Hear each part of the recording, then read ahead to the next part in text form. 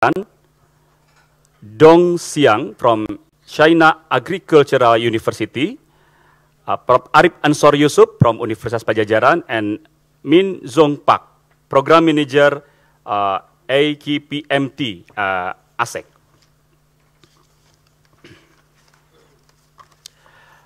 In this session, I will give the information to you all that this session is a little different with yesterday, that after one presentation, we will open one question from audience, and one speaker's time is just for 20 minutes.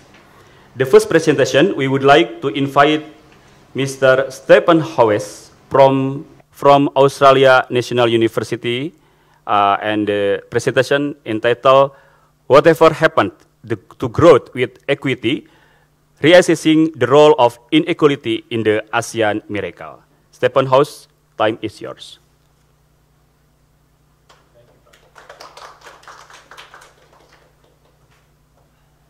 Well, thank you very much, and good morning, everyone. I'd like to thank the organizers for the invitation to this conference and everyone for such an interesting 2 days. So this is, I'm going to talk about, this is more of a survey, not a case study, and it's not really about state and non-state actors, but it is about inequality. And it really arises out of my own personal interests, I guess, in history. When I was a student, we really focused on the so-called East Asian miracle, and it was really emphasized to us that this was not only rapid growth, but it was growth with equity.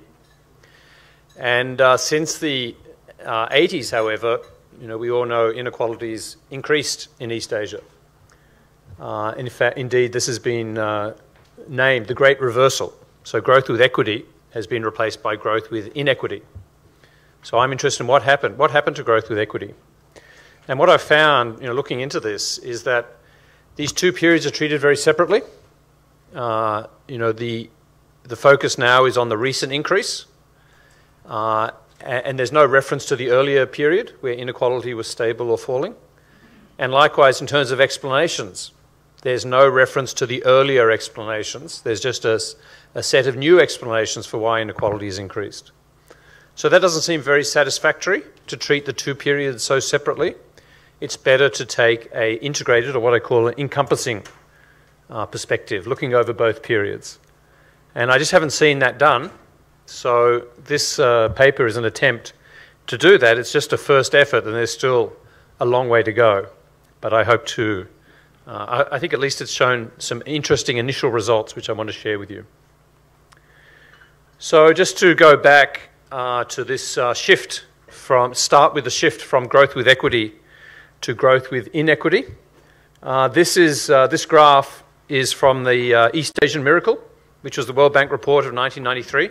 That sort of summed up the growth with equity period, and it summarized a lot of academic literature. I know it's hard to read this graph, so that's why I've blown up this part. This is income inequality, and this is growth per capita over the 60s, 70s, 80s. And so these economies here, which are all the East Asian economies, right, show rapid growth with low inequality. So that's growth with equity. So this is the first, what I call Exhibit A, and Exhibit B is another graph from the same report. And this time, instead of inequality level, this is inequality growth. So now we have GDP per capita on the horizontal axis, and on the vertical axis, we have the change in inequality over that period, 60s through the 80s. And now the East Asian economies are clustered in the lower right-hand quadrant, which are here. Right? So they're showing rapid growth, but either stable or actually falling inequality. Right? So this is the growth with equity. But now we can do the same two graphs with more recent data. Right? So this is now data from the 80s, from the 90s and 2000s, up to whenever the most recent data that we have. This is the first of the graph, GDP per capita and income inequality. And now you can see the East Asian economies still have relatively rapid growth, but they're no longer clustered over here. We only have the three economies over here. In terms of inequality, they're scattered throughout the distribution. Right? So things have changed. And then when we look at the change in inequality, so this is exactly the same countries as the earlier graph. But now the East Asian economies have shifted from being down here to being up here. They have rapid growth, but rising inequality. Right? Whereas, in fact, interestingly, a lot of the Latin American economies they were compared with now have falling inequality. So there clearly is something that's changed, right? And, sorry, but let me just, before I bring them together, look at the explanations. Now, how have these two periods been explained? So when we think back to the growth with equity, the emphasis from researchers, the conclusion of researchers was that this was not an accident, but this was the result of deliberate government policy. East Asian governments needed growth with equity for political reasons, to legitimize their authority. And they implemented specific policy measures to ensure they achieved that outcome. And some of them we've discussed at this conference. Big investments in education, land reform, promotion of small and medium enterprises. And the argument is that growth with equity, obviously is good for equity, but it was also good for growth because it helped contribute to political stability and it avoided these micro-level poverty traps. So the poor were able to participate in the growth process. If we fast forward to the growth with inequity more recent period, we have Feng Wang, who introduced the term the Great Reversal. He attributed it to A, globalization, and B, growing individualism. So a shift away from a collective sort of approach. And then there's a more detailed report. This is sort of equivalent to the East Asian miracle, but this is the growth with inequity report from the ADB. And they attributed the recent rising inequality in Asia to skill-based technological change, globalization, market-oriented reforms, and a rise in spatial inequality. I think while these are all familiar and sort of plausible explanations, they're quite different to the earlier explanations, which were in terms of domestic policy. What's happened, there's no mention here of domestic policy. It's all about, or there is for market-oriented, but especially these two, I guess. Right? The emphasis is on global influences rather than domestic policy. So what I want to see now is whether we can bring these two periods together, right? And what do we see? So we revisit this Great Reversal, examining individual country data over long periods of time. And for this presentation, we only use countries where we have at least 35 years of data. In the paper, I also have Laos, Vietnam, Cambodia for completeness, but that's for a shorter period. So I'm going to skip over it in the presentation. We use this standardized, or this global inequality database from Frederick Salt. Of course, there are many issues, in particular, well, not only with this database, but with international inequality comparisons in general. And we can come back to those in the discussion, but I think the findings we've got are, I think they're fairly basic and robust to data problems. So all we do in this paper is just look at the individual countries. There's no econometrics. There's no econometrics. It's very simple. So we just start off with the three Northeast Asian economies that were highlighted in the East Asian Miracle, Japan, Korea, and Taiwan. And this is the Gini coefficient, right? The most common measure of inequality, 0 to 1, or here it's 0 to 100 percentage points. And you can see certainly growth with equity followed by growth with inequity. So that is the basic assertion of the literature, but we can also, it doesn't quite fit the story. All three economies seem to have stabilized again, or even inequality started to fall, right? So there's something new that's going on. That's one change. A second, caveat is that some of the increases are quite small, right? Inequality in Korea today is not that different than it was 50 years ago, right? So it doesn't seem like a great reversal. And then third, the timing's quite different. Inequality in Japan started increasing actually in the 70s, right? Whereas in Korea and Taiwan, it was more in the 90s, right? So it doesn't seem like a very uniform experience. And those are caveats, qualifications that come out through other countries as well. So now we have the city-states, Hong Kong and Singapore. Again, we see stable inequality, then rising, but again stabilizing again. We have the three Southeast Asian economies that featured in the East Asian Miracle because they were rapid growing. Indonesia, Malaysia, and Thailand. Indonesia sort of has this period of stability, then rapid increase, and then a suggestion of stabilization. Malaysia and Thailand, completely different. And they, in fact, are first rising and then falling. Right? The classic Kuznets curve is seen in those two economies. Then finally, have what I call other. These were not really central players in the East Asian miracle. China, because the rapid growth came later, and Philippines because of slower growth. But anyway, I think they're also useful to include. And obviously, China has grown extremely rapidly. China, again, has this model of falling inequality, rising, and then stabilizing. And so does the Philippines over this period.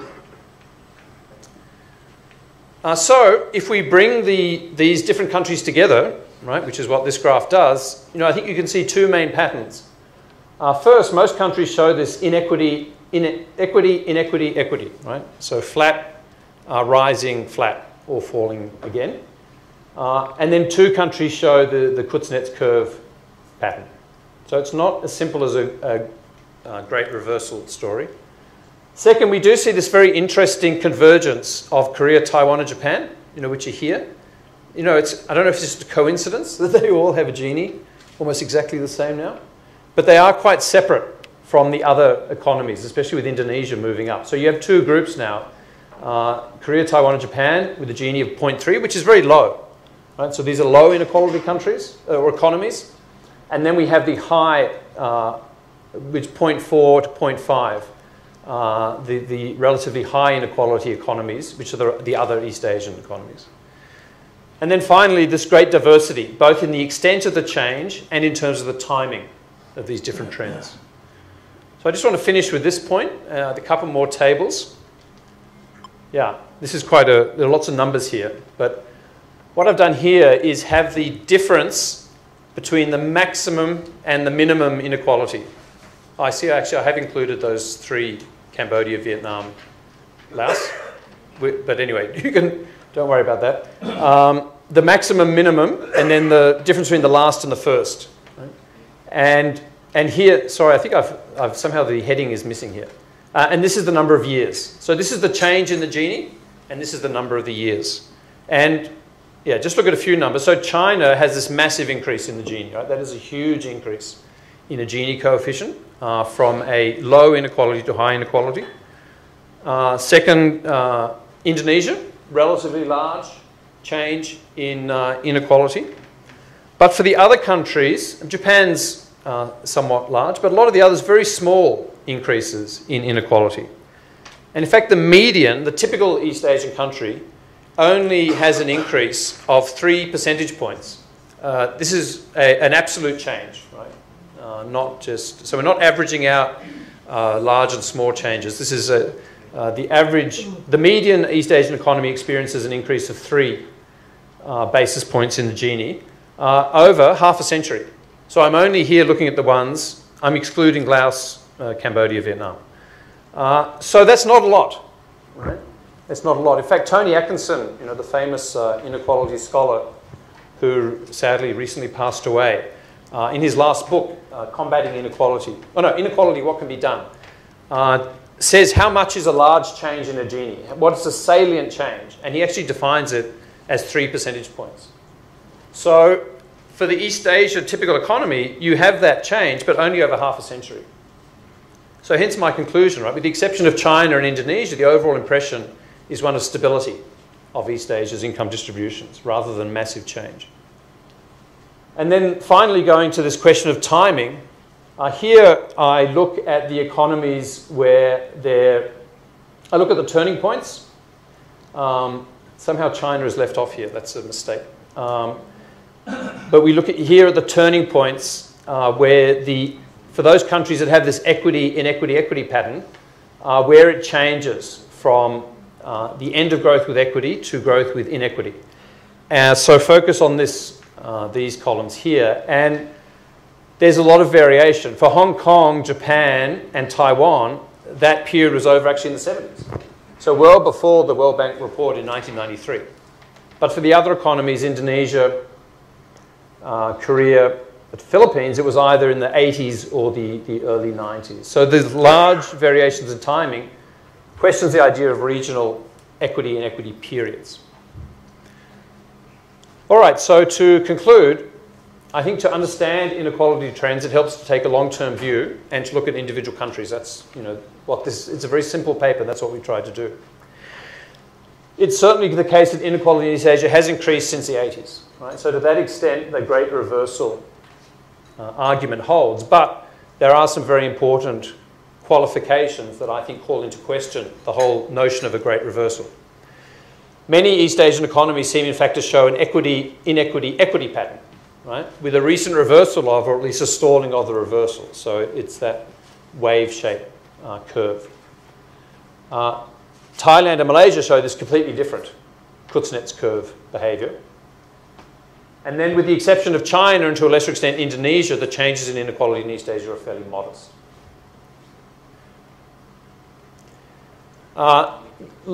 Starting to think about going back to the explanations of this, given this heterogeneity of experience across economies over time, I think we should be wary about talking about periods of increasing or falling inequality, because it does vary very much by country. We should be wary of thinking or arguing there are links between equity and growth. I'm sure there are links, but they're not simple, right? Because East Asia seems to have grown during periods of stable inequality and rising inequality as well. And then finally, we should be wary of cross-economy time-invariant explanations, things like globalization, technology, market reform, right? Because these have been going on since the 60s. Right? Since the 60s, we've had globalization, we've had technological change, we've had market reforms, yet it hasn't always been associated with rising inequality. So there's no automatic link from these to growing inequality. I think we need to go much more to drill down go back to the country policies that were stressed by the original growth with equity explanations. Now, I haven't done that. So in this sense, this paper is really only a first step. And I want to end just with two questions. First, why do we see Japan, Korea, and Taiwan emerge as East Asia's low inequality economies? What is different about these economies? Is it something to do with social homogeneity? Is it a preference for low inequality? Is it about social norms? Or is it about land reform? Right? Do we need to go back to the initial conditions and the persistence of those? I think that is an unanswered question. And then second, we do see this pattern, right, which I found quite surprising, of equity, inequity, equity. And this hasn't really been explored. It has been noted in one or two cases, in particular in China, that China is no longer experiencing growing inequality, but that it has stabilized.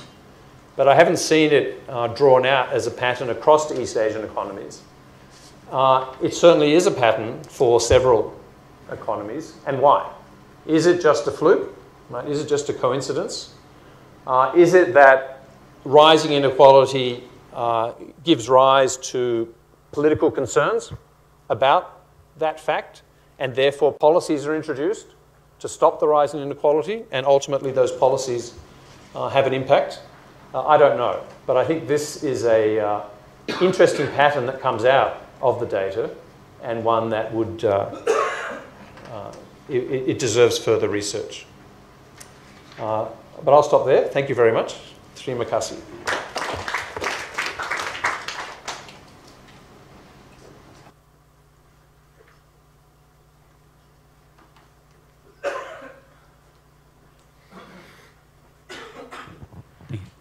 Thank you, Stephen. Okay, we would like to invite one question from audience. Okay, please be seated. I feel like I should defer to Toro because he knows something about the East Asian miracle. But maybe you'll allow two questions. Okay, you can have the hug. Okay. That's not very equal. Really quickly, I guess, the idea of a great reversal, I think you're quite correct to debunk it. It doesn't make much sense in these data, so that's great. You speculate about causes. A comment and then a question. The comment is, if you're going to talk about causes, it probably would be a good idea to present us with the definition of the Gini. Is this based on income or expenditure, and is it pre-tax or post-tax? Because those things really matter a great deal. And the Northeast Asian story is a huge post-tax equalization story, fiscal policy story. Second thing, the question. You speculate that maybe land reform might be important, but the primary source of income for almost everyone in the countries that we're talking about is their labor. And you notice that the turning points for Malaysia and Thailand coincide with the period of the beginning of rising real wages during their rapid industrialization. So no surprise there. Really no surprise for the other countries in the same way. The big surprises are China and Indonesia. China, we know, has a policy that prevents labor from moving from one place to another. But what about Indonesia? What's the story there? For me, that's the really big puzzle. Yeah, I should have, of course, yeah, sorry about that. Of course, it is the Gini after tax and transfer, and it's the net Gini. And it's I actually need to go back and look at this, but as I understand, it's a mix of consumption and income data, so that's one of the things we need to be wary of. In terms of explanations, yeah, of course, land reform. These are not agricultural economies. I'm just speculating. Maybe it has a persistence. Those initial the initial equity persists, and yeah, I'm not personally convinced by the basically the Kuznets curve explanation that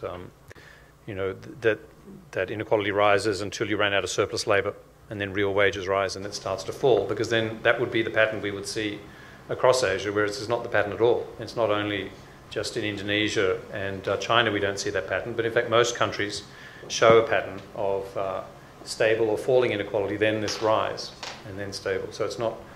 I'm sure that that's one factor, but I don't think you can't explain this by reference to the Kuznets curve. All these countries would all be Kuznets curve countries.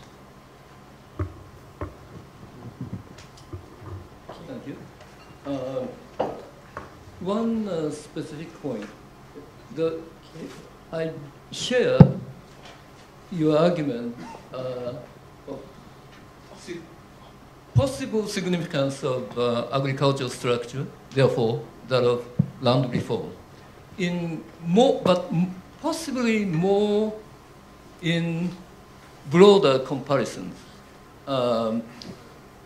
But still, it could have a place in the intra-East Asia comparison as well. But more specifically, I have one particular question. That is, speaking of Japan and Taiwan, it is very clear what land reform was and what land reform did.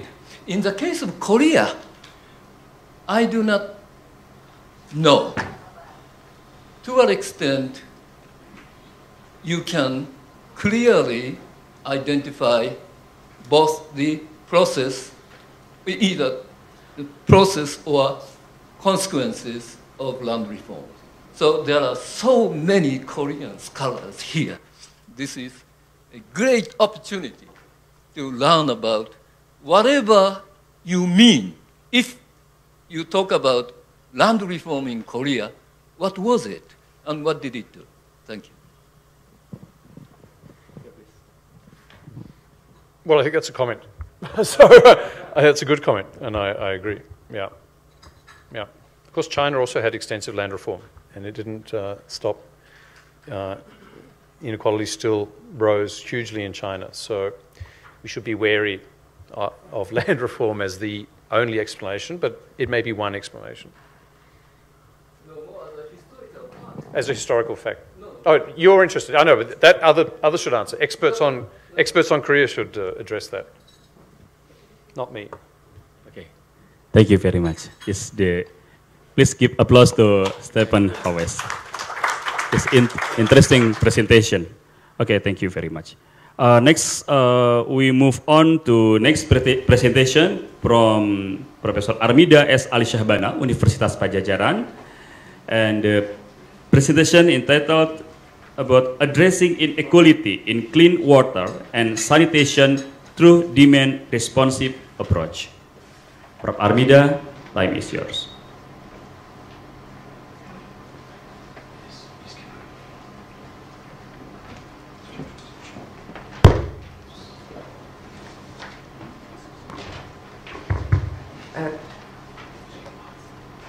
Terima kasih. Thank you very much, Pak Ade Kadarisman. Very good morning to all of you. The topic that I'm going to present is actually a bit out of my field, my normal field. But basically, the motivation of the topic that I'm going to present is not only based on the topic of the theme of this symposium, which is the role of state and non-state actors in equality reduction, which I was thinking with my colleague, what would be the appropriate topic in the context of Indonesia that would fit into the theme of this symposium. So inequality reduction, and I would also like to have some innovation in the approach. And then the role of state and non-state actors. That's one. Second is also based on my previous experiences, 5 years in government, as head of Bappenas. When I entered Bappenas 2009 until 2014, one of the challenges that I was faced at that time is how to accelerate the achievement of MDGs at that time. Whereas MDGs would end 2015, only 5 years, from 2009 to 2010, and yet the homework was so immense, right? Including the challenges in providing basic infrastructure.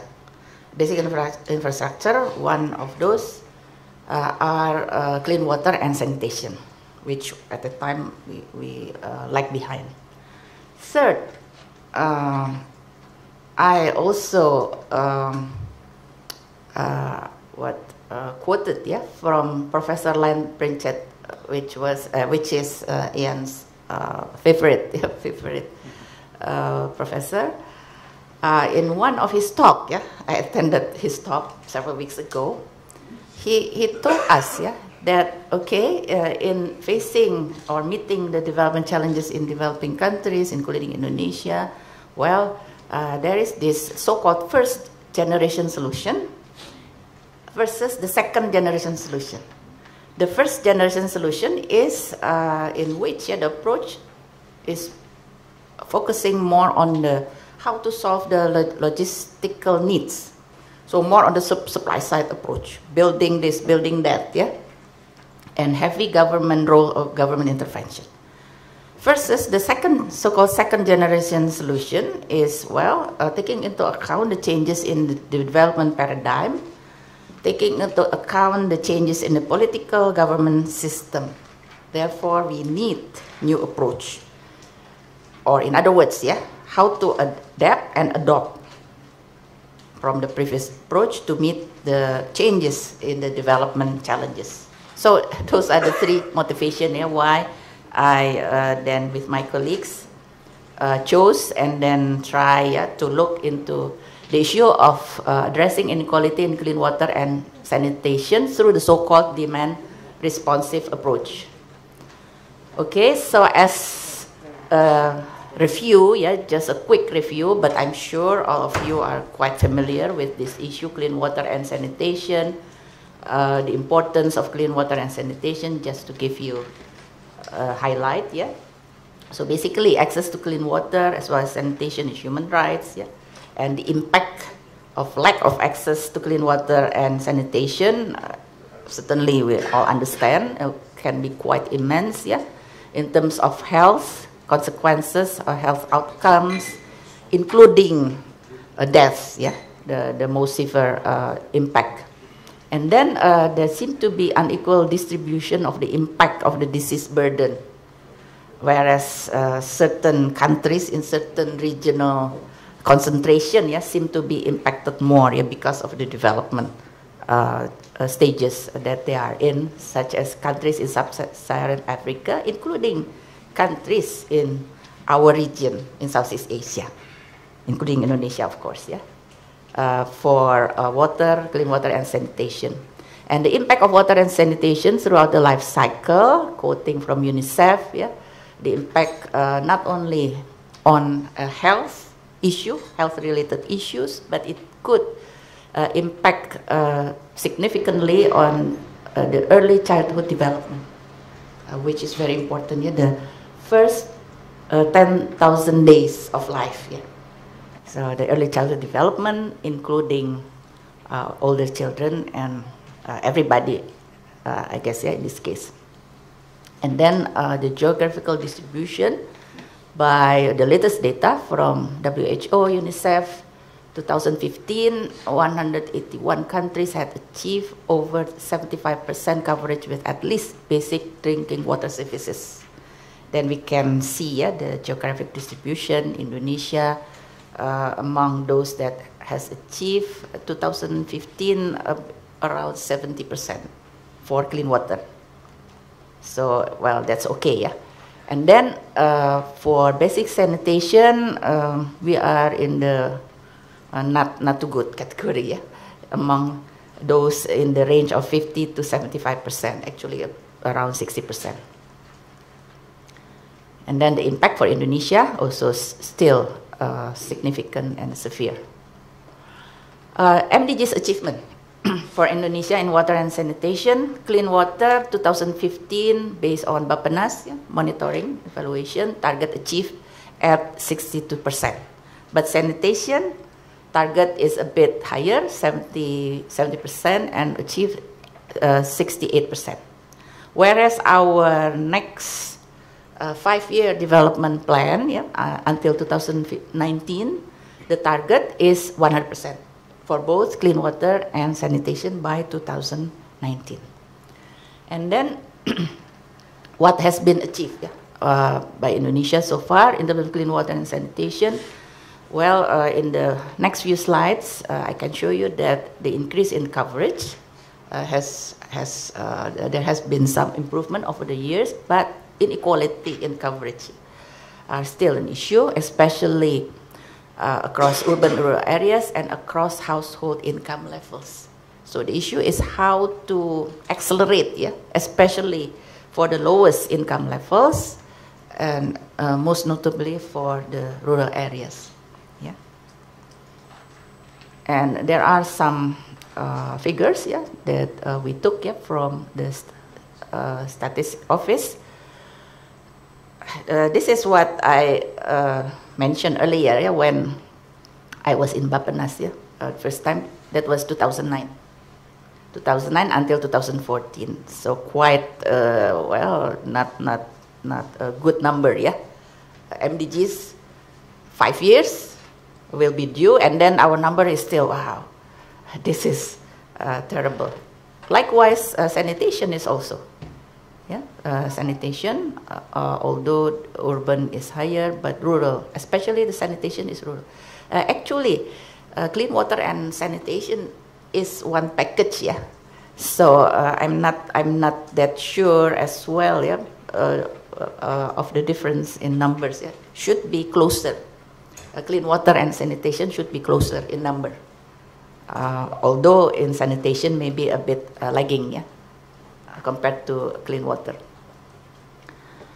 And then we use more representative data using the survey, not more representative, but using the IFL's data, the household survey data, just to be able to disentangle, to have a more disaggregated numbers by quality of drinking water, quality of other water use, and quality of sanitation. And indeed, we can see the the different pattern. The poorer household, of course, they have less access to clean water as well as proper sanitation. And then the classification, in the survey data, what constitute clean water? So basically, clean water is these two categories. these two category, good and medium. Good and medium constitute clean water. Yeah, as well as good sanitation, proper sanitation is if it meets category good and medium, whereas the rest is poor. And these are all the details and the types of water or other water use or the type of sanitation. So now I come to the demand responsive approach. Yeah? Actually, I also learned about this because my staff at Bapenas at that time, informed me. Well, Ibu Armida, it used to be only supply side. The Ministry of Public Works just built, yeah, and they spend money from the budget. And what happened after 2 years? Nobody used it. And the infrastructure, the water, clean water infrastructure or the sanitation infrastructure became redundant. Nobody used it, become redundant, and it's a waste. Yeah. So we are at Bapenas at that time with the help of World Bank and other development partners. Well, okay. So how do we approach this differently? So they came out with the so-called this demand responsive approach. Maybe this idea is not so much a new idea, community-based development, people-centered development, but then we utilize it specifically to address the clean water and sanitation, especially for poor households, especially in rural areas, but also in selected urban areas. So the idea is we have to approach it through a combination of improved demand and improved supply. Not only improved supply, whereas the previous approach is only improved supply. Now it has to be improved demand. Yeah, improved demand, and initiated through a systematic program. We call it PAMSIMAS and SANIMAS. PAMSIMAS is for the water, actually water and sanitation. SANIMAS is for the sanitation. And this approach is actually not entirely new in Indonesia. We also have a similar approach for the school infrastructure improvement program, and it was a huge success. So not only based on supply side government finance only, but through a combination of community participation. And it ended up with school infrastructure improvement much better, higher quality, and the community have a sense of ownership, and they manage it in a more sustainable manner. So just to give you this quote from the World Bank. So basically, not only supply, but improve demand or increase demand for improved sanitation and water, clean water, and create enabling environment and the institutionalization aspect. Yeah, so these are the 5 main components, community empowerment, local institution development, and so on and so forth, You can maybe look at the details. There are many information on this, but it's quite interesting.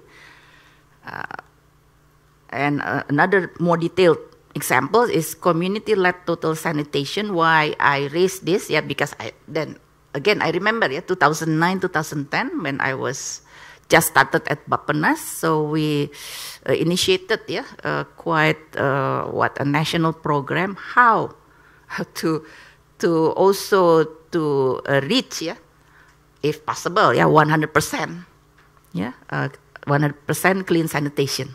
So that's why the so-called community-led total sanitation, or Indonesia sanitasi total berbasis masyarakat. So it has to be community-based.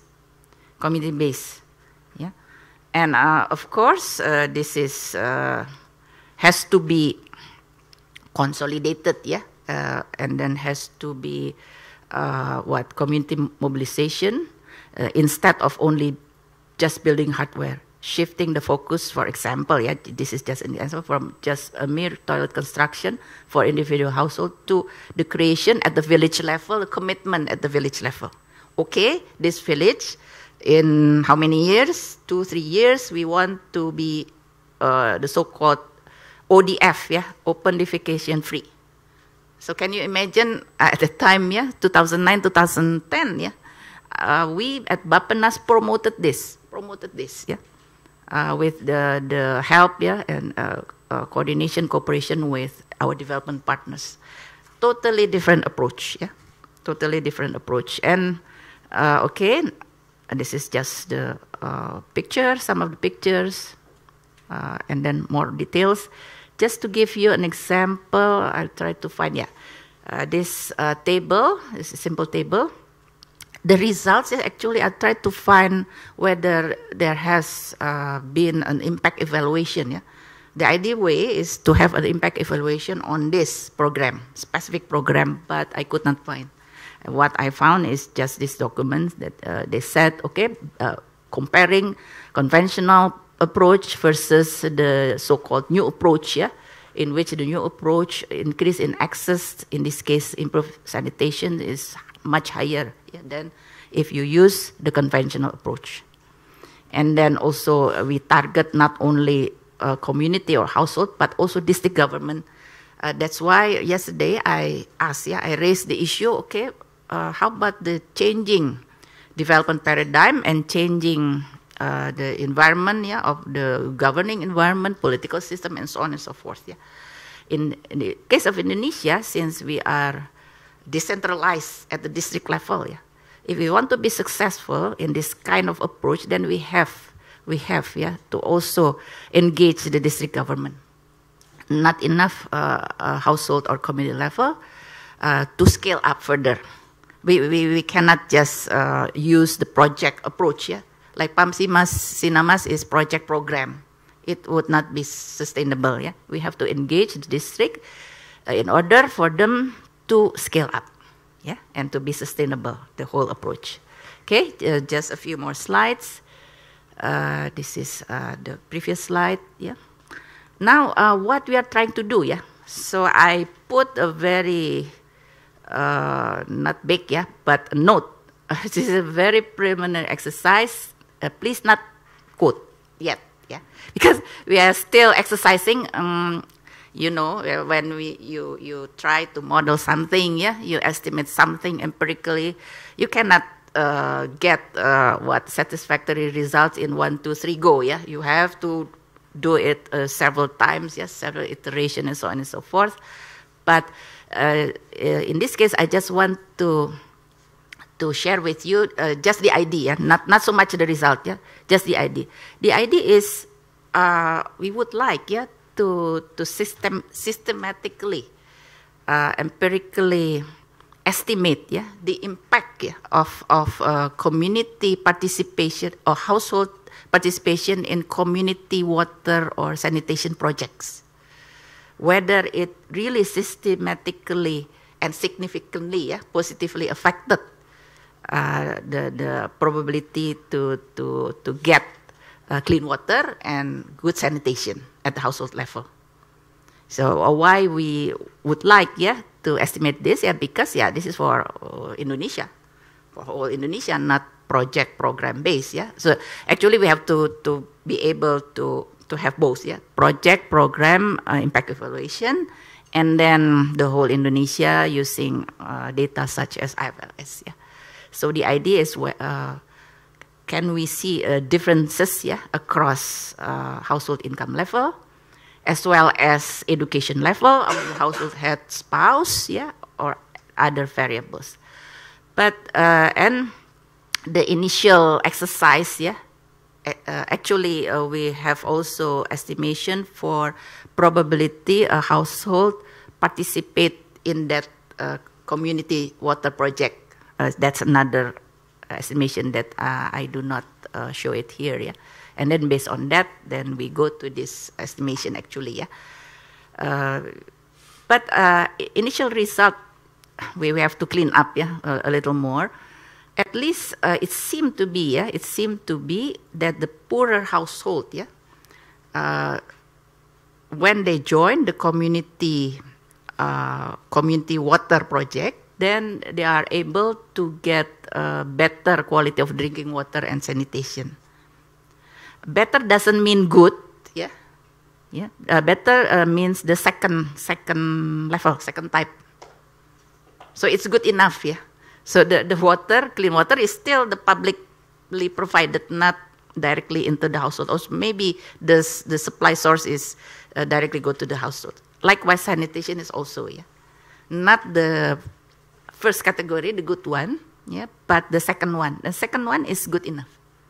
Then maybe afterwards, after several time or several other stages, then they can move to the first category, which is good, but not like, but that's good enough, That's good enough. Therefore, we hope that we can meet the target of SDGs in this case, because 2019 is 2 years from now, and we are still in the 70%, 80% maybe for clean water. Sanitation is 70%, and differences across the household income quantile is still huge, and rural also is still huge. So this is my conclusion. And again, one more note is availability of clean water supply in poor communities also is prerequisite before you can introduce the community participation project and so on and so forth. I thank you for the time given to me. Thanks.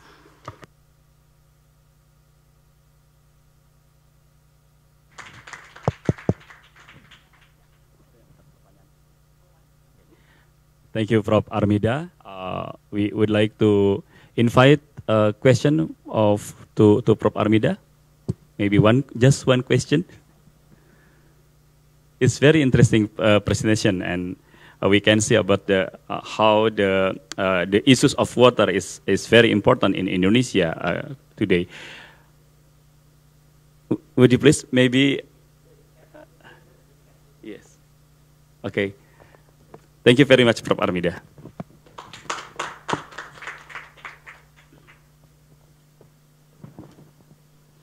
Next, move on to the third presenter. We would like to invite Mr. Dong Xiang from China Agricultural University with the presentation entitled "How Does the State and Non-State Partnership Promote Poverty Reduction Under High Inequality Condition in China?" Would you please?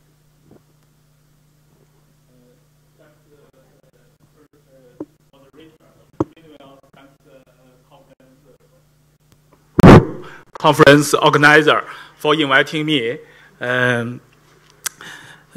Several days ago, 19th CPC National Conference closed. President Xi Jinping began his second term. In last term, President Xi Jinping began to promote precise poverty reduction in order to address the high inequality in China.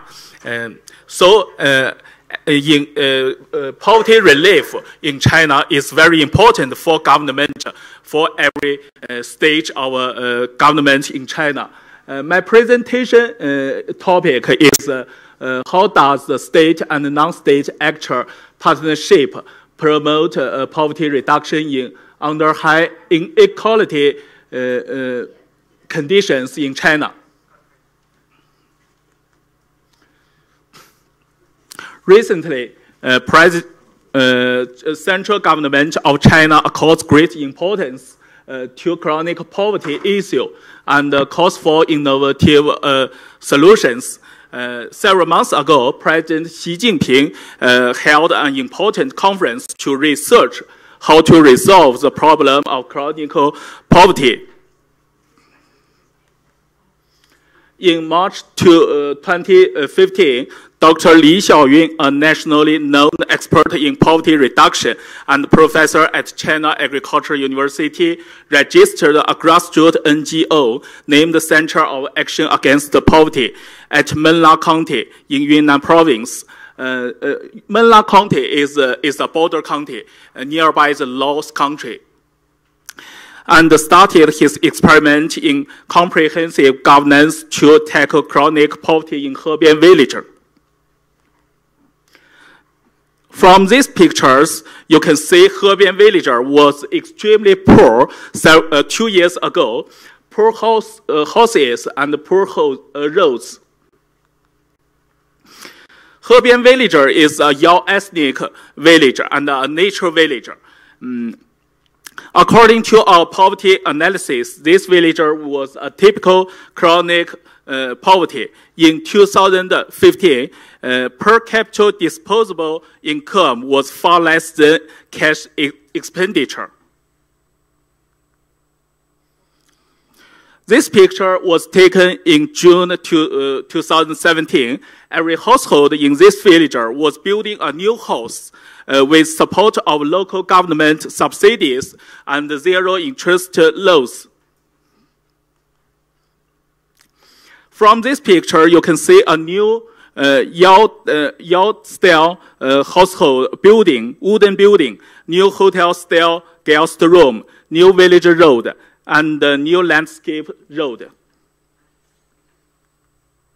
So what did the Center of Action Against Poverty do from 2015 to 2017 to tackle chronic poverty? Our charity experiment of comprehensive governance has 3 goals. Firstly, to achieve supernormal and sustainable income growth.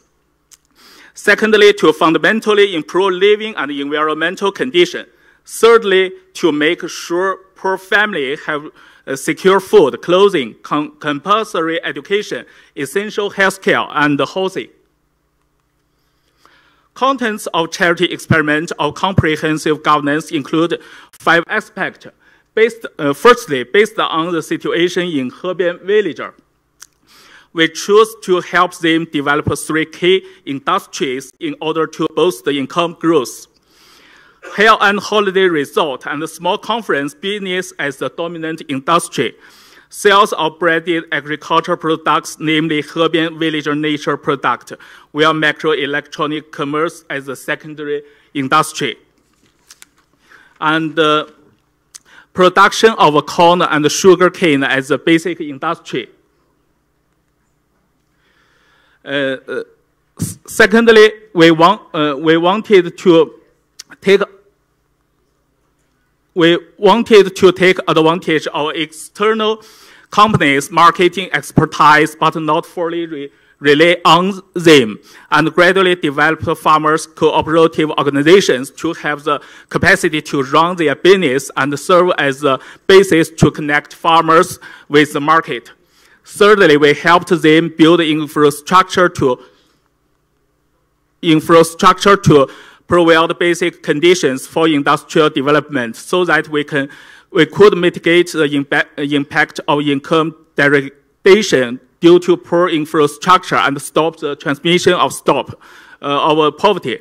Fourth, we helped build independent toilet and solar power bathing facilities for each household, construct a collective piggery to separate livestock from people's living space, renovate and green the village to build a rainforest landscape. We tried to coordinate both infrastructure and landscape work to make a beautiful village. Lastly, we organized a series of activities to enhance the self-development functions in the existing governance structure of the village. Those functions include material assistance, public actions, and governance aimed to income growth for every household. How does the local government and the Center of Action Against Poverty and other non-state actor partnership promote poverty reduction in Hebian village? Strategy 1, collaborate with government by plan charity. Reduce poverty in Hebian village. Menla County and Menbang Township established the bottom-up and mechanism of governance and mobilization. Center of Action Against Poverty build communication and coordination channels with all 3 parties above respectively. the Center of Action Against Poverty had professional volunteers design a comprehensive governance plan in April 2015. According to this plan, government resource and charity resource were put to help design the villager. Government resource is a dominant resource, where charity resource is supplementary resources. The Mengla County government and the Menban Township government provide nearly 20 million poverty alleviation funds to use for the construction of housing, transportation, and public facilities, and for industrial development. Center of Action Against Poverty used the fund raised from the 99 charity days campaign and projects funds from the domestic foundations and international organizations, nearly 3 million yuan in total to build embedded hotel-style guest room, kitchen, conference room, and landscape, and collective piggery and children's activity room. Principles of Center of Action Against Poverty's work at Hebian Village. Firstly, CAAP worked under the leadership of the local government and played an irreplaceable role as a charity organization in filling the gap where government efforts are insufficient. It has demonstrated what unique values charity organization can bring to local governments' work in poverty reduction, and served as a good examples of defining the role of charity organization in our society. CAP works also indicate the need for create solutions to chronic poverty issues, so charity organizations have to be research-oriented in some way. Strategy to enhance connection between farmers and the market through microbusiness and increase income through collaboration with external companies. CAAP started micro e-commerce on the WeChat platform and succeeded in selling the branded Hebian Nature X to an initial trials.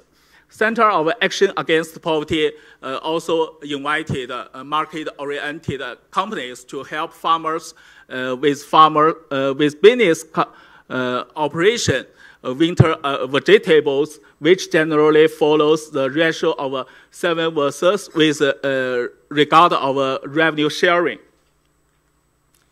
Strategy 3, provide guidance to motivate farmers. Through a series of constructive demonstrations, we have promote motivation and capability of development among poor farmers. Nearly 20 households have earned additional income from operating guest rooms. One of them have even made over 10,000 yuan from April 2017. Center of Action Against Poverty nurtured development foundations within the community to enhance the development functions in the existing rural governance structure. One is a community organization is Hebian Development Work Team in charge of material assistance for construction of new houses and landscape works. Roads. Other organizations is Hebian Youth Entrepreneurship Group in charge of construction of landscape and cooperation microbusiness selling agricultural products. In May 2017, Chen Hao, governor of Yunnan province, conducted a sales visit to Hebian village. He highly appraised our experiment work and instructed that charity pattern from Hebian should be expanded across the province. In October 2017, Dr. Li was awarded the annual National Poverty Alleviation Innovation Awards for his extraordinary work in significantly alleviating chronic poverty in Hebian village. Vice Premier Wang Yang presented the award to Dr. Li. This year, Center of Action Against Poverty started to expand the charity pattern of poverty governance to another 3 villages in Hubei province, Hainan province, and Yunnan province, respectively. Hubei province and Hainan province, these 2 projects initiated by the UNDP China office. This 2 project framework according to the SDG framework. So this project is SDG village. And this 2 project money come from the companies. Hubei province project money come from the, I'm sorry, and it's a mistake. This Yunnan province project and Hainan project is initiative by the UNDP office. This project money come from the international company, American company, and this project money come from the Hainan airline company. And these 2 project technical support by our non-profit provide technical support.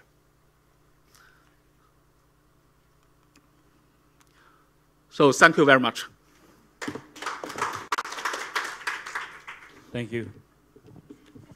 Thank you, Dong Xiang. And then we open for one question. Would you please, maybe? Okay.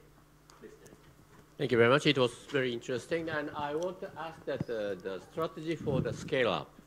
The governor of Yunnan said that it should be expanded to the whole province, but how? Because the resource is limited, and only one organization like yours cannot cover whole. How do you expand this model to all the province? How to?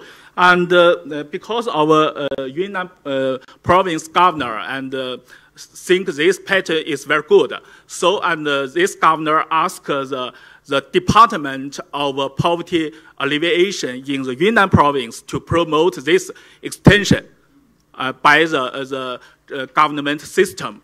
And this is one hand. Other hand is write the newspaper in the important Yunnan province medias, so and promote experience in the Yunnan province. Yeah. But you need some facilitator to facilitate the villagers. Yeah. Do you have enough staff for that? To the same line, Yeah. who ordered these programs? The government, the local government, or central government, or there are some kinds of NGOs like your center? The Hebian villager? Not just that one, is you are trying to expand it. Yeah. To expand that Yeah. movement to the nationwide. Yeah. It needs very strong leadership. But Yeah. I'm just wondering who leads that kinds of leadership? Your local government, or Chinese government, central government, or kind Yeah. of CSO? Yeah. And this expand is by the UNDP involved or nonprofit to take part in this project.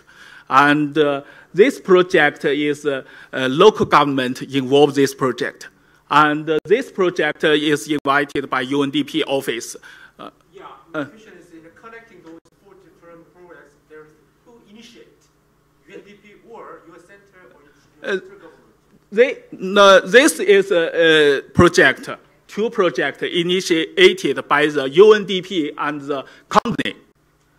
Company input money, and UNDP want to design and implementation SDG in the grassroots area, so and have a collaboration. And this case, Hubei province, this this piece is invited by the Chinese domestic company, and this company is the hosting company, and invite our nonprofit to involve this project because our this company, hosting company, come from the Zhejiang province. Zhejiang province and Hubei province is the collaboration in the poverty reduction. So, and Zhejiang province leaders ask this company to involve the Hubei province poverty. So, and this company want to take action, so have no technical support, so invite our nonprofit involve this project. Okay, thank you. Thank you very much, Dong Xiang. And next, we move on to next presenter, Professor Arif Ansor Yusuf from Universitas Pajajaran. He will deliver a presentation about does eliminating gasoline subsidy reduce inequality? Lessons from Indonesia Big Bang fuel subsidy reform. Time is yours. Can I make it full?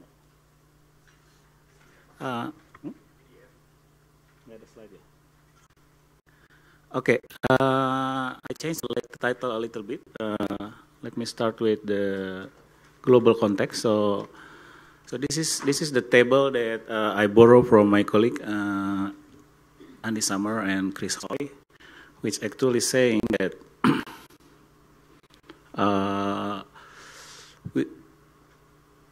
the time to end the global poverty, given the current growth rate, which was 2030 according to SDGs goal, is actually a mission impossible given current growth rate. So this one, $1.9 purchasing power parity will be achieved in 2040. It's 49, 40, yeah. I can see clearly. So it's still a long way to go given the current growth rate. However, there are some what is it called, a low-hanging fruit in terms of reform. And one example of that, even at the global level, is removing fuel subsidy. So this is the calculation by estimating the global poverty gap, which saying that basically, if we reallocate fossil fuel subsidy to poverty transfers, it can eliminate almost 70% of the global poverty. And it is bigger than even when we reallocate excessive military spending to poverty transfers. So this is the global context in terms of the fossil fuel subsidy relevance in alleviating poverty. Now let's see Indonesian context. Indonesia has been facing three different kind of interrelated challenge in its development. The first one is we are facing rather slower economic growth compared to, let's say, 1 decade ago. And that's the first. The second one is our poverty reduction has been slowing down quite significantly. So maybe some people say we are facing the last mile problem. It means that reduction of poverty when we are already a little bit lower is harder and harder. Some people made it an excuse. Some government policymakers make it an excuse, which is I don't really agree fully with that because there are many examples of countries, such as Thailand, for example, or even Vietnam, that can still manage to reduce poverty even after a while of lower level, initial level. So I don't really fully agree with the last mile problems because of the contradictory historical example of other countries. That's the second one. The last one is the one that I'd like to address in this very presentation is we are experiencing the rapidly rising inequality, 30% increase in the last 15 years. That's high, and I can't recall any other country's experience who happen to have this large of increase in this short period of time. Studying inequality is like some professors from US, I can't remember the name. It's like observing the grass grow. So it's very slow. So it's unlike the monetary economists or financial economists who can just look at the financial stock market and see the dynamic of the stock market every second, but finding an inequality change in 30% in just 15 years. Amazing. The precedent that I can remember is what happened to Russia in the 1980s, the rising inequality, but that's very much extreme. This is what happened in Indonesia. So now, fuel subsidy. As I mentioned before, subsidy has a very big potential because of the large size of the money spent on this fuel subsidy.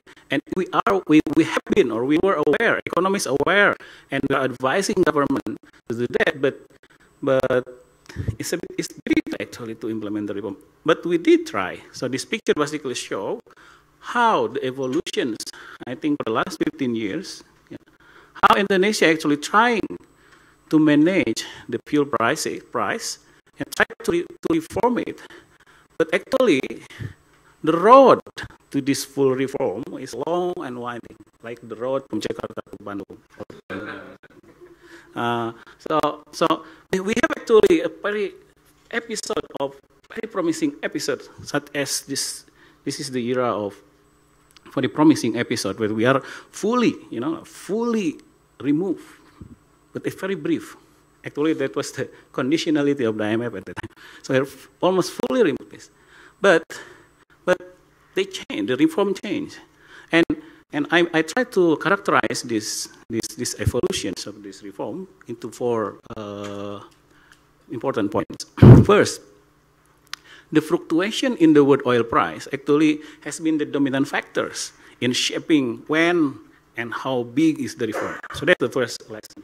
So external factors matter, actually, world price. That's the first one. The second one is, it seems to be there are a lot of reform inconsistencies. What I mean by that is, What I mean by that is, within one same government administration, reform. One reform can be followed by reform reversal. So I mean inconsistent. So government tend to be reformist at the beginning of the administration, but tend to be less reformist at the end of the government administration, particularly when they want to be re-elected.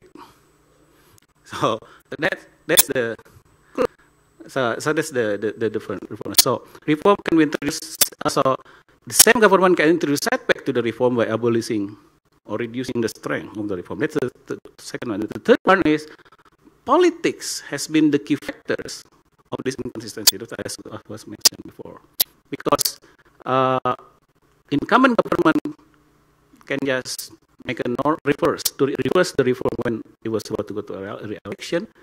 And unique, maybe it's not really unique, but I think it's quite unique, relatively unique for Indonesia, is that in almost all the reform episode, compensating the poor has always been the key elements. It's a preconditions, and many people praise this how successful Indonesia in doing this. Why?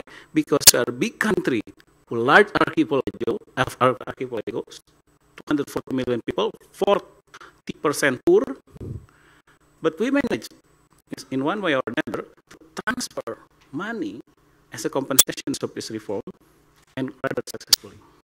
But that was prized by many people. Okay, now the purpose of this paper is basically the last episode of the reform, which I think it's a big bang. I call it a big bang. Why is it a big bang? Because this is the time when finally someone come up and abolish it. So as you can see here, for example, the size of the subsidy is big, like 28%. Can you imagine 28%? So expenditure, total expenditure, that's very big, 28%. and this is and when the current government Jokowi went to office, he eliminated the gasoline subsidy, not all gasoline, but eliminated gasoline subsidy, and the subsidy fall to almost nothing. So now the question is, there is an issue about the regressivity, and as this is the data, for example, of the year when the reform, the Joko in 2014 when the reform was started. So this is the just in time before the reform. This is the situation of the data. So this is the allocations of people spending on vehicle fuels. Then we can imply from this most probably, I mean, most likely, then this will be the allocations of how the budget or the subsidy is benefiting who. Like for example, the 10% richest household will be the main beneficiary of the fuel subsidy. The 10% poorest household only benefit almost nothing of the subsidy. So subsidy is regressive, and this is also the share of the spending on vehicle fuel is positively sloped. It means the share of the spending of the rich is higher compared to the spending of the poor. So if we have this kind of situation, any reduction in fuel subsidy will mostly likely to have a progressive impact. It means the benefit will be the benefit will be more to the poor than the rich. So from November, and also another issue, which may be related or not. Well, it depends on how the way you see it and the way you define inequality. But this is the present trend in Indonesian inequality since November 2014. We are experiencing larger decline in inequality, and an issue was raised on whether fuel subsidy reform contribute to this declining inequality. Well, so the purpose of this paper is actually not really to present the contribution of that, but simply want to look at the distribution or the incidence of how this policy affect our distributed the effects across society. So this is the objective of the paper, to estimate the impact of the specifically November 2014 fuel pricing reform on household welfare, in particular its distributions. We focus the impact which happened via the increased cost of living. So acknowledging the increase in the fuel price will have secondary impact on price of other commodities. So that's the purpose of this paper. So what method that we use? We use two basically. The first one, we use an econometric time series model basically to find the relationship between fuel price and cost of living. Cost of living is defined by price of other relevant commodities. What is the impact of the fuel price on that? And then from that, we look at how these inflations of different commodities affect household consumption spending by estimating also an econometric estimations of what we call an almost ideal demand system. So basically, before I forgot to mention that this work was a collaborative work of SDG Center and Semeru Research Institute. Actually, it was a request by the government they really interested in understanding how their reform been contributing to this. Okay, so we model the inflations of 8 different commodities, and then we assume that these inflations of different commodities is a function of the gasoline price, some of the lag of the gasoline price, some seasonality, exchange rate, and interest rate. And this is actually the result, just to show you the goodness of it, of the estimation. So basically, because we are predicting, so this is the goodness of it, of the model. So when we satisfy enough with the goodness of it, of the model, then the next step will be to construct the counterfactual inflation. So counterfactual inflation means, for example, this is the inflations of the transportation sectors, transportation commodities. So the red one, so the blue one is what actually happened. This is the blue one. So the reform actually increased inflation in November 2014, even though it reduced it afterward. So this is the actual happen.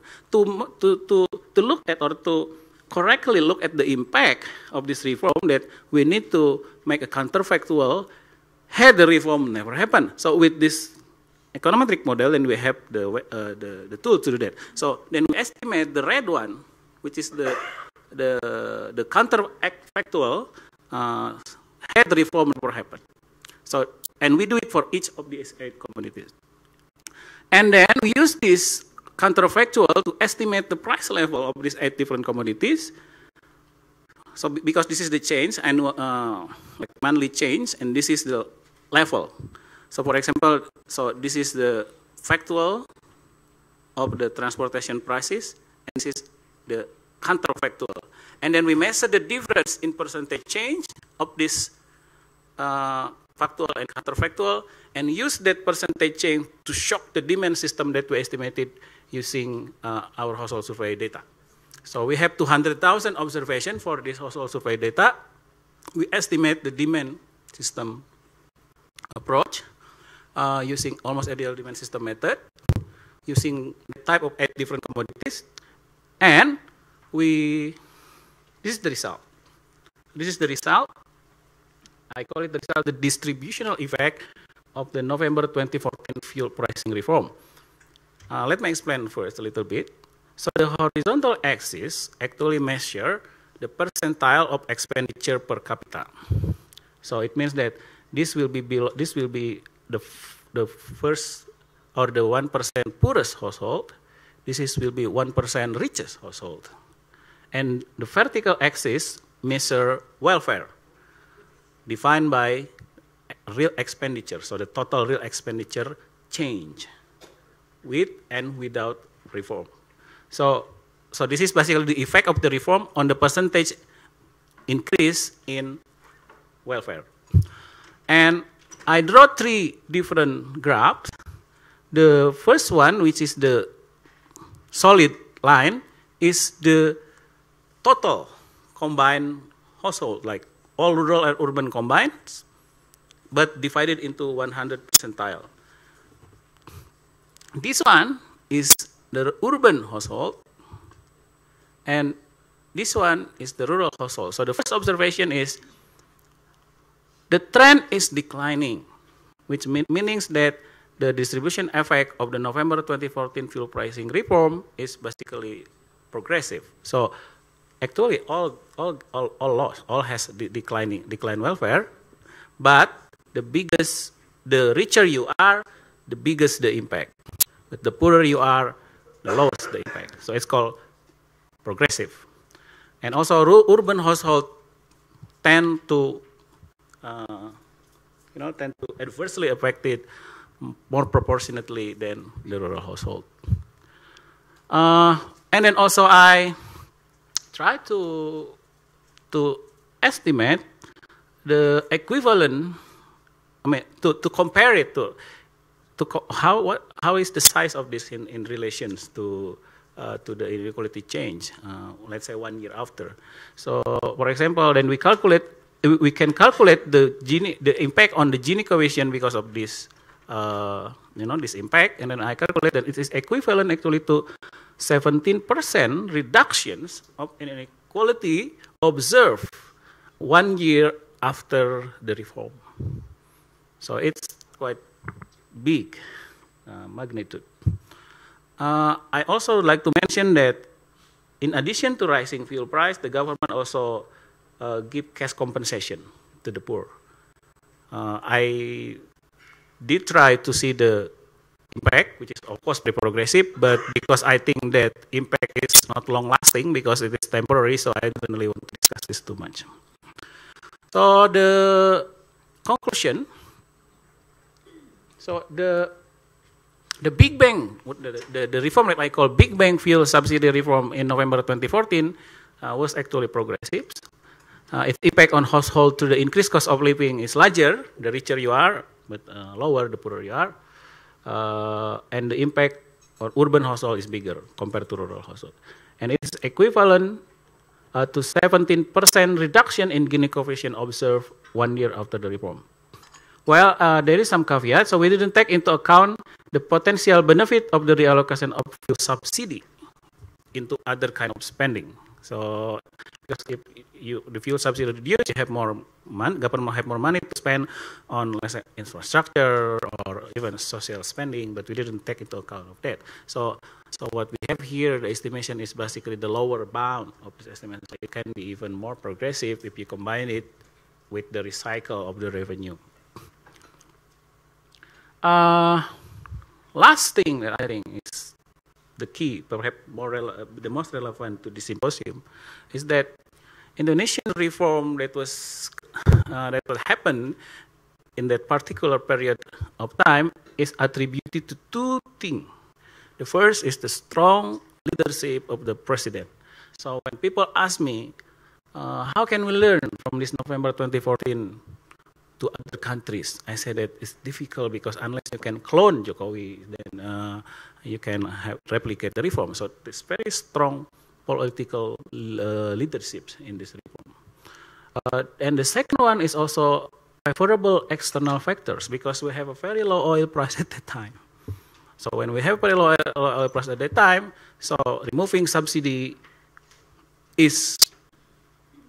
won't be, have a big impact on the price because the oil price is already low. So that's two things. So in closing, I said that it's a successful reform in Indonesia, but the replicability to other countries and other general circumstances is a bit a challenge to do that. So that ends my presentation. Thank you very much. Okay. Thank you, Arif Ansori Yusuf. Okay, we open one question from participant.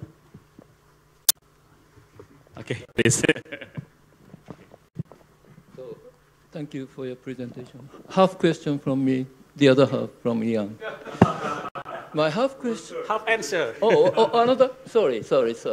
Okay, 1/3. Subsidy is a tricky concept. And in terms of cash flows into and out of government coffer, okay, what was the sort of money, actual cash flows when you speak of this oil, gasoline or oil or fuel subsidy? Okay? That's my 1/3 clarifying question. Sorry, I don't know. Moderator.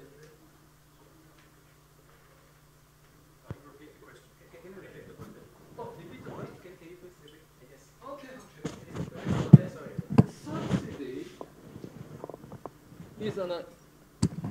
is an accounting concept.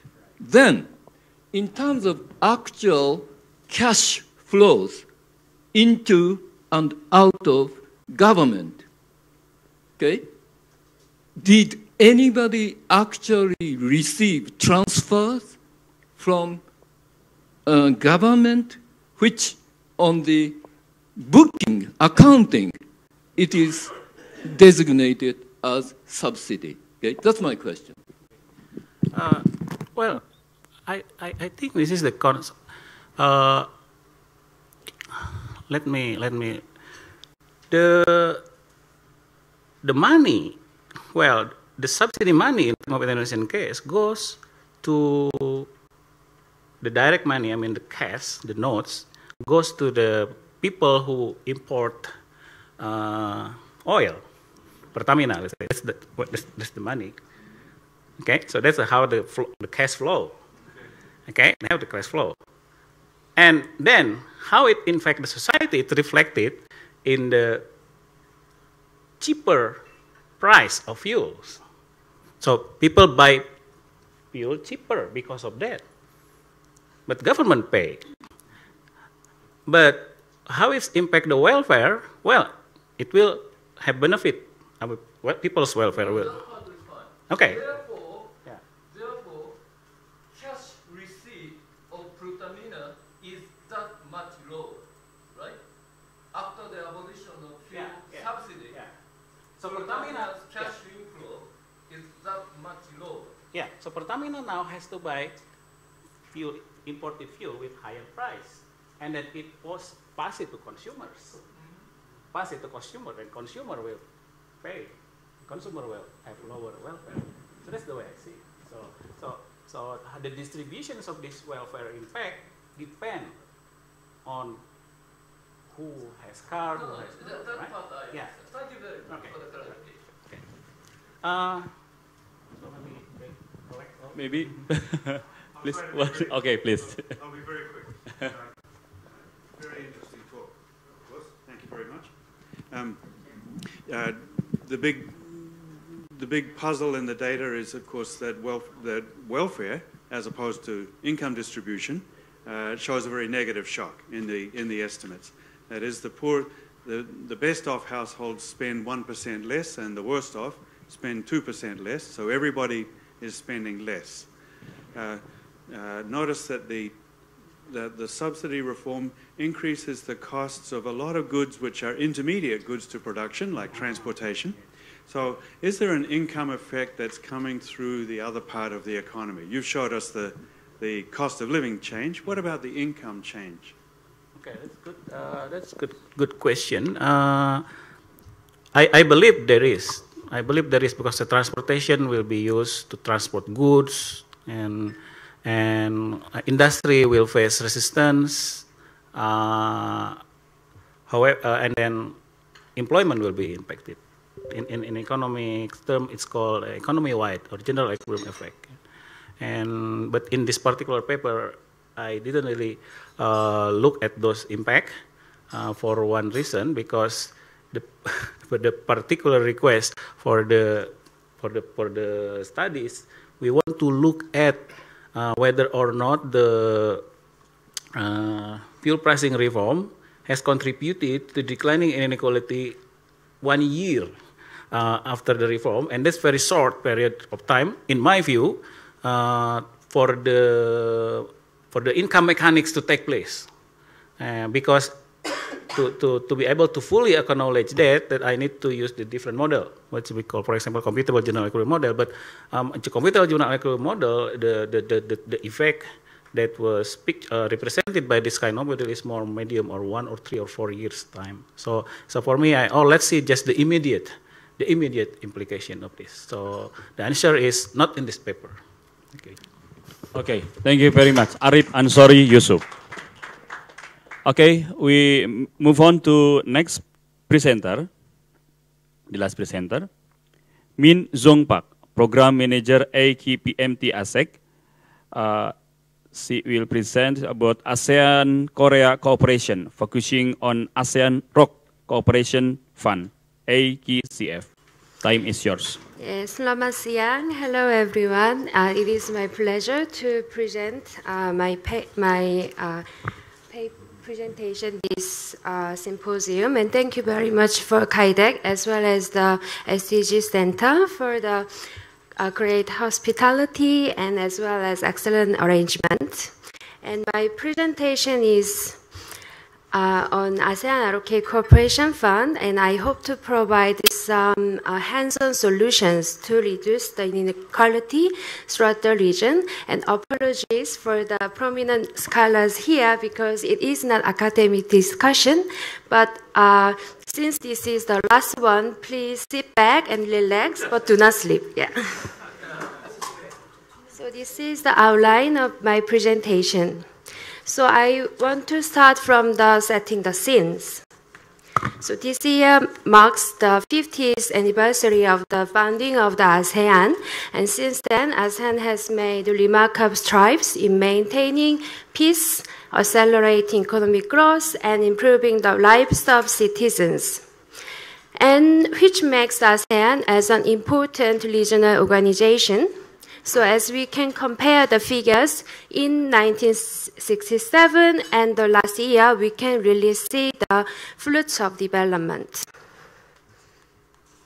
So according to the ASEAN report on MDG published this year by the ASEAN Secretariat, ASEAN achieved remarkable progress in poverty eradication, MDG number 1. Also, prevalence of undernourishment in ASEAN has been reduced, as well as the under 5 mortality rate in ASEAN is reduced and achieved MDG across of the region. As Ibu Amida already explained, that access to safe drinking water and improved sanitation was achieved as well. But there are still development challenges. People are living under poverty, like 36 million people live in extreme poverty, and stunting prevalence is 1/3, and secondary enrollment, as explained by Professor Cox-Head, is less than 75% in 6 countries, and only 4 countries have achieved universal health care, and birth registration is below 75% in 4 countries. And the biggest problem is the emerging development gaps between the CLMV countries, Cambodia, Laos, Myanmar, and Vietnam, and the other 6 countries. So ASEAN endorsed the initiative for ASEAN integration in order to reduce gaps between the 2 groups, so we can provide only CLMV-specific development cooperation projects through the ASEAN Trust Fund. And as I'm working for the ASEAN, I think one of the biggest problems is the lack of the capacity of its secretary. We cannot really compare with the European Commission, but we have to consider the work of mandate of ASEAN, which is very broad. But there are only 300 staff, and the annual budget is very small. So that's the reason ASEAN tried to hire non-ASEAN nationals like me to have them to assess and implement the development cooperation projects. So then let's move to the ROK ASEAN cooperation relations. I believe that ROK becomes one of the most dynamic dialogue partners. There are 10 ASEAN dialogue partners: US, China, EU, UN, and Russia, India, and Canada, New Zealand, and Australia. So ROK has very good economic cooperation result. For Korea, ASEAN is the 2nd largest trading partner and investment destination. And for ASEAN, Korea is 6th largest trading partner and 6th largest foreign investor.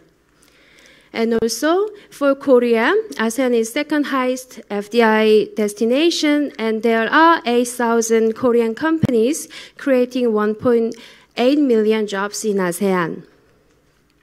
And people-to-people exchange is most dynamic and most important parts of the ROK-ASEAN relations. In both destinations, there are 300,000 immigrants. And we have to count undocumented immigrants as well. So if we count that, the government believes the number would be doubled. So we see that there are 40,000 Koreans living in Indonesia, but Korean government think it's almost 80,000. So Korea established the ASEAN ROK Cooperation Fund in 1990, just 1 year after the ASEAN made dialogue partnership with ASEAN. And it is annual contribution 7 billion. So far, 88 million has been contributed to ASEAN, and we supported 400 projects. And when we see the sectors of the cooperation project, the best project is people-to-people exchanges, and second one would be the education as well as environment. And when we think about the three ASEAN community pillars, which is ASEAN political security community, ASEAN economic community, ASEAN social cultural community, Korea is focusing on the third one. So social cultural projects are the main parts of our cooperation. But these areas of cooperation is rather scattered, so the Korean government and ASEAN tried to reduce and establish a new framework for the cooperation.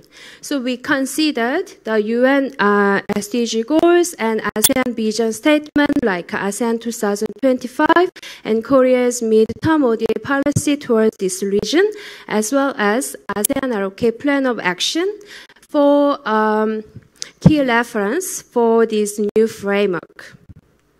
So we endorsed this new framework in early this year, and the goal is to contribute to the realization of ASEAN Vision 2025 and based on Korea's strengths. We try to focus three areas: education, environment, and culture. And there are 5 objectives. But Korean government still support if the project is related to the realization of ASEAN ROK plan of action. So this one is our focus, but it's not our obligation. So we can still support other parts. And this one is very looks very difficult, but this fund is basically eligible for researchers, government-affiliated centers, and universities from ASEAN countries as well as Korea. So you can develop a project concept note, which those AMS, ASEAN member state, and Korea co-work at regional level, not bilaterally, but with regional goals. In that case, you can develop concept notes and then consult with ASEAN as well as ROK. And based on the consultation, you develop the full project proposal. And then you have to approved by the ASEAN as well as Korean government. So the whole process from the official submission to the final approval at least takes 4.5 months. So if you want to start a project, maybe you can start the concept note, but you have to expect your project can be implemented from Q2 or Q3 of next year. But we support multi-year programs. So it has to, and then you can be quite open to the implementation period because we do not really sure when they can approve finally, right? Yeah. But the start is simple. So you can prepare at least 2 or 3 page concept notes that indicate some necessary information for Korean government to assess project feasibility, and including the rationalities for applying AKCF because there are other trust funds as well, and how to ensure ROK as well as ASEAN participant in the project. So when you develop the concept note, you can consult with our team, ASEAN ROK program management team, and we can provide our comments on budgets and contents and formats. Formality is very, very important in working with ASEAN, right? So, but we can also liaise with relevant sectoral bodies and relevant organizations from both sides because it has to be partnership based on the both sides. We can introduce the relevant sectoral bodies and and relevant Korean organizations based on the themes of the project. So I think my presentation provided some useful insight for this symposium and looking for very good project ideas from you. Thank you very much. Okay. Thank you very much, Min Zong Park. Please you stay. Maybe there is one question from audience. Would you please maybe there are question? Okay. One or half or one third? Or? Okay. No problem. In your slide, not necessarily in your presentation, referring to the accomplishment flagship project, education, okay? That's one use of the term education there. Then, referring to the new phase, starting this year, what do you call? New framework. New framework.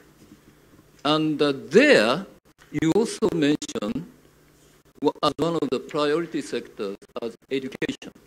Okay, so you have the same heading, education. But I am under the impression that what you're talking about in flagship accomplishment and new framework are totally different, aren't they?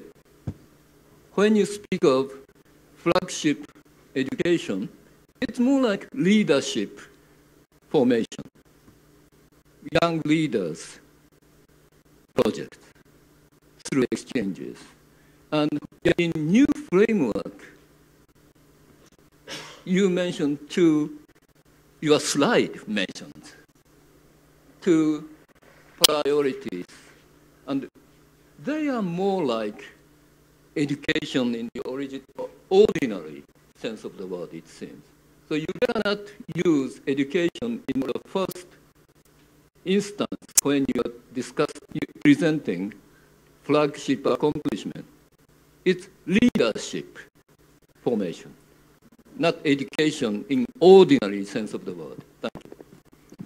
Thank you very much for your valuable comments. I think I didn't really explain about the flagship project of education, but this is the way how Korea considers and put it as education. I think in the so many education projects, those flagship projects can be considered as leadership projects. But the main participants are from the university students and very youngsters, and they can learn each other from educational setting because the main implementing agencies are all the universities and professors. So although the specific theme of each flagship project can be leadership project, but we still consider it as education. But in our new framework, we want to have more broader objectives. The first one is strengthening the ASEAN community awareness. And the second one is reduce development gap at the regional level. So any educational project that can realize these goals, you can still apply for the project, any forms of project. It can be leadership, it can be youth exchange, it can be the researchers exchange. But if it still realizes these goals, you can develop a project proposal. Yeah, thank you. Okay, wait a moment, please. Oh, okay, enough?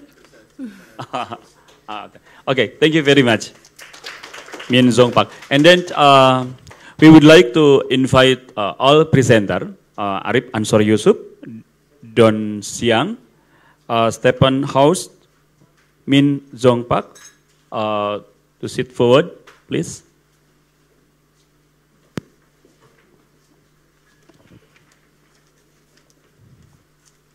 And then before question and answer from all audience, we will invite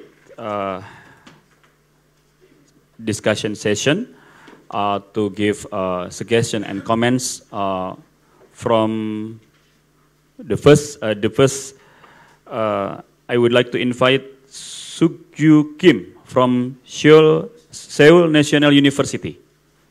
Please.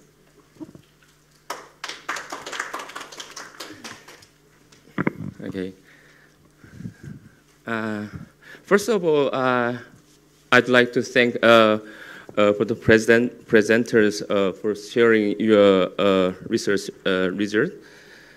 I think the case study of this session are very persuasive because it shows specific experiments and evidence.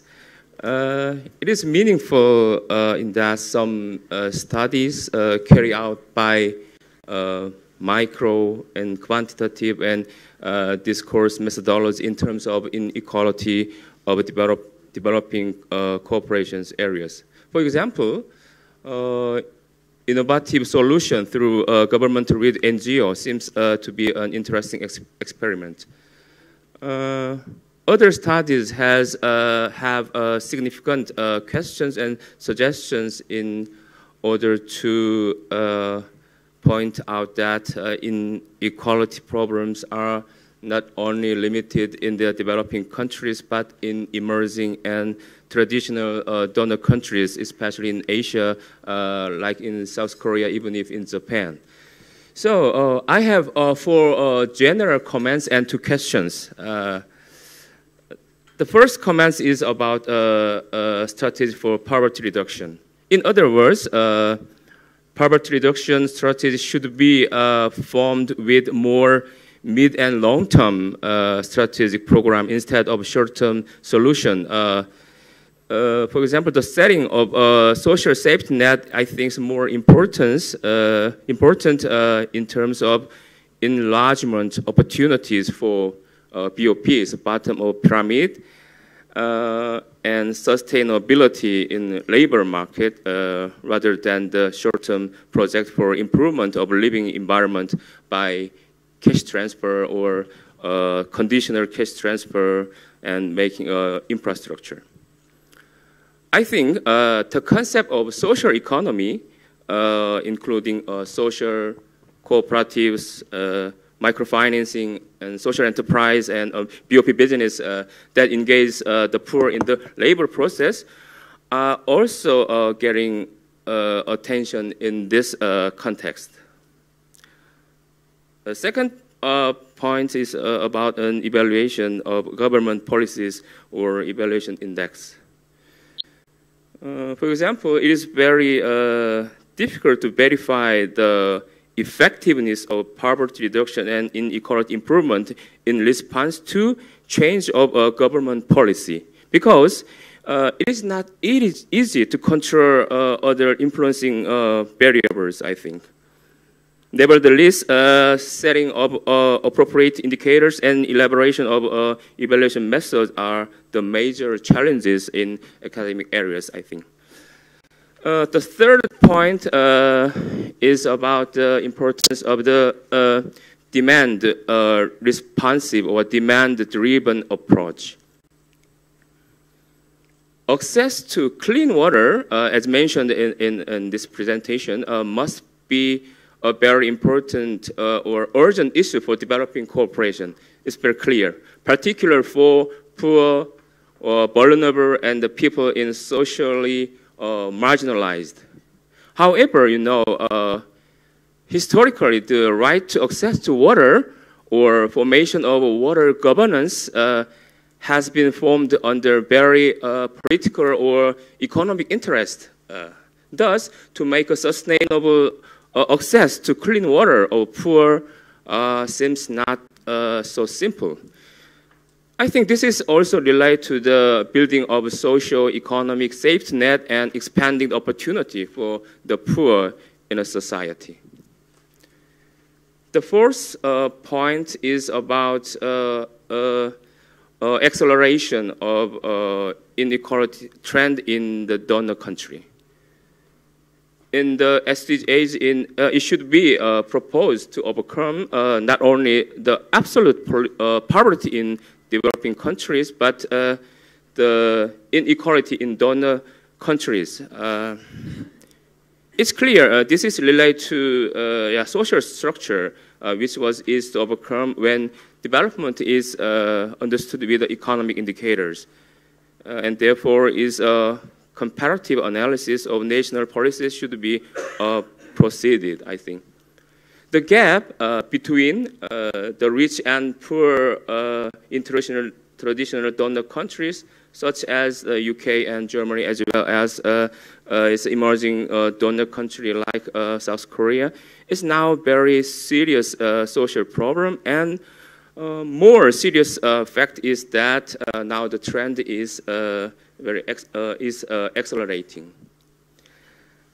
Now I have the following. The following two questions in this context. First is about inclusiveness with bottom-up approach. Of course, the presenter mentioned the importance of establishment of bottom-up mechanism of governance and mobilization.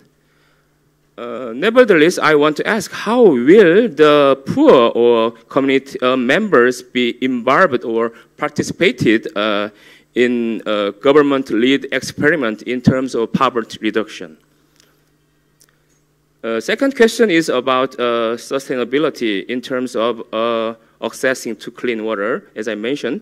The presenter mentioned 5 main key elements of the program, but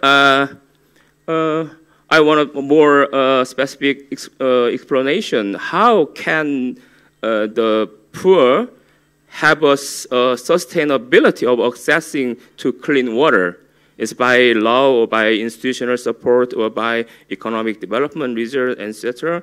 Let us know your opinion and if there is such a case. Thank you very much. Okay. Thank you. And next, we would like to invite Bibhuti Ranjan Zha from Kathmandu University, Nepal.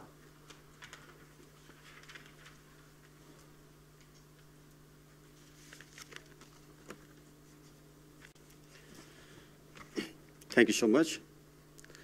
I would like to thank KIDEC and the host, SDGs, and all of the volunteers involved, and all the partner institutions, representative of all the partner institutions, academics, experts from different countries and different parts of the world, that on behalf of my university, Kathmandu University, and on behalf of my Vice Chancellor, he has sent a regard to and thanks to all of you who are involved in this symposium. Since one of my colleagues from Nepal missed the flight and could not make it here in Nepal, so the information is already with you. So I would like to say something about Nepal before going to some remark. Nepal is a very small landlocked country, landlocked between India and China. Both are growing economically very rapidly, and also both are more than billion population countries on all the side of Nepal. So we have both opportunities and we have both, risk also associated with in our foreign policies in regional level. But at international level, the country is very poor, but been given, help, donation, liked by all the international communities because of its natural wonders, because of its cultural heritage, and because of the homely and very socially, aware people. Because of that, Nepal is good. And also, not only today's observation of different thought and different ideas, even from yesterday's, I can relate so many things, I can learn so many things, I can take back so many things from this symposium to my country and share with my friends. So there are so many things like, the first thing is, the path of prosperity and path of, this reducing inequality and good for all. These are actually achieved, and only difference I find is in time frame. When I saw the presentation from Japan, he showed some pictures of rural villages in 60s and 70s, how the people were working. And those conditions are still in our countries than maybe 80s and 90s for Korea, maybe after 2000, maybe for Malaysia. And economies are growing, people are benefiting, people are prospering. So a time will come for us also. Because, when I was doing my master's abroad in Brussels one time, my house owner, old man and old lady, they came to Nepal, and I gave them my address and go and visit my parents. She came, she went to my home, and she saw everything, and when she came back, she was crying. And, why you are crying? Because people are like that. I mean, we are doing well. Nepal is like that. And she said, she is crying not because of those things. She says she's crying because she remembered her mother. She is already 75 years old. And she was recalling her mother because she saw my mother, in the very severe winter with cold water, washing dishes and washing clothes outside the home, And that lady from Europe, from Belgium, saw her mother doing that in her childhood. She never had to do it because then prosperity already had been there. But she saw her mother doing all those things. These things, Europe, then maybe Japan, then Korea, maybe the time will come, and that gives us some hope of prosperity in future.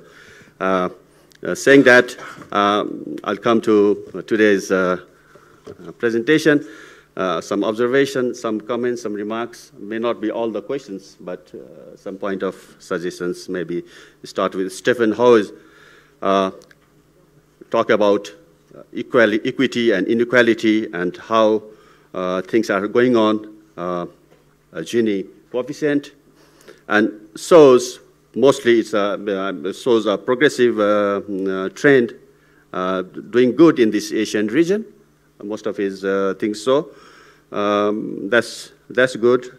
My only query is, some countries are doing well, like Japan, Korea, and Taiwan. Your study shows that, while others are a little slow on achieving those targets. It's maybe why it is like so, because maybe it is to do with the cultural differences or political setup differences or whatever is there.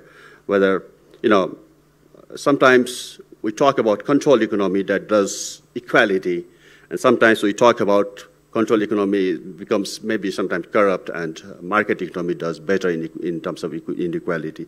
So whether it was a tussle between control or market economy in Japan, Korea, and Taiwan is more open, and other rest of the countries, maybe they are a little closed in their economy, maybe a little regulated and controlled. So that was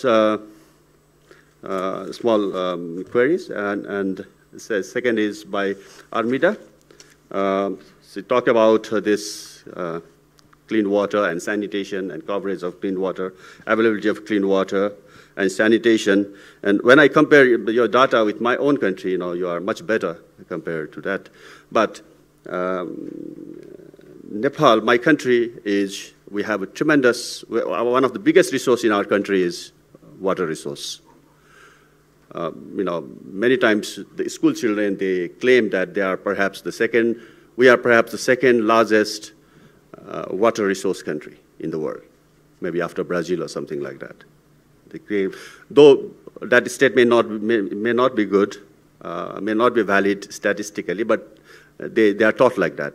But I mean, essence is we are tremendously rich in water resource, yet in terms of availability of safe drinking water and in terms of sanitation, it is not a desirable result that we are having, though we are, doing a lot of projects, a lot of policies, reform, and all these things, we are not getting target. And the improvement is very slow, and your improvement is much faster compared to us. Even then, in your own context, you are claiming that it is still slow. So that's okay. My only thing is, Indonesia, I think, I don't know the condition, but what is the availability of, per capita availability of fresh water? You have sea and sea all around, but the technology or availability of fresh water, I don't know. Maybe you can throw some light on that. And then we have the third by Dongqing from China. He talks about a charity experiment in the village, how it has become a success story, and how that is being extended to other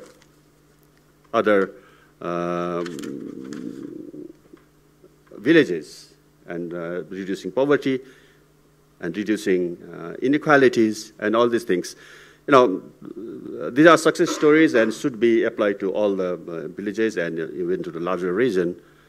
Maybe just a small query that how did that happen in China? Because China has been ruled by a communist party for such a long time, and one of the very essence of communistic regime is to maintain equality among people, I believe, and after gaining such a rapid economic growth, didn't the political setup maintain the equality among people? That was quite interesting to know further. And then the fourth was by Arif Ansari, again a very interesting talk and interesting presentation. It was subsidy, and mostly, in general, people normally believe that subsidies are good for them because then they can buy the things cheaper than it is in actual price. And mostly the poor people, they believe that it is good for them. It is for their benefit that the government puts subsidy. And in fact, your paper, your work suggested, removing the subsidy actually in long run benefit even the poor. So that was quite interesting. And most of the people working in sustainable development and environmental field and even, economic side, they always have been claiming those things, but government been always reluctant to do that because of being unpopular. And that's the same condition in our country as well. People, they don't allow to slash down, to remove the subsidies on essential materials like gasoline. They believe it is good for them. But then once it is removed, they don't know its synergetic effect that once the prices, subsidy is removed, then it becomes cheaper, and the entire production's entire cycle becomes cheaper, and that will be more affordable to the even poor people. Maybe that was your conclusion. And then last presentation by Ms. Min. She showed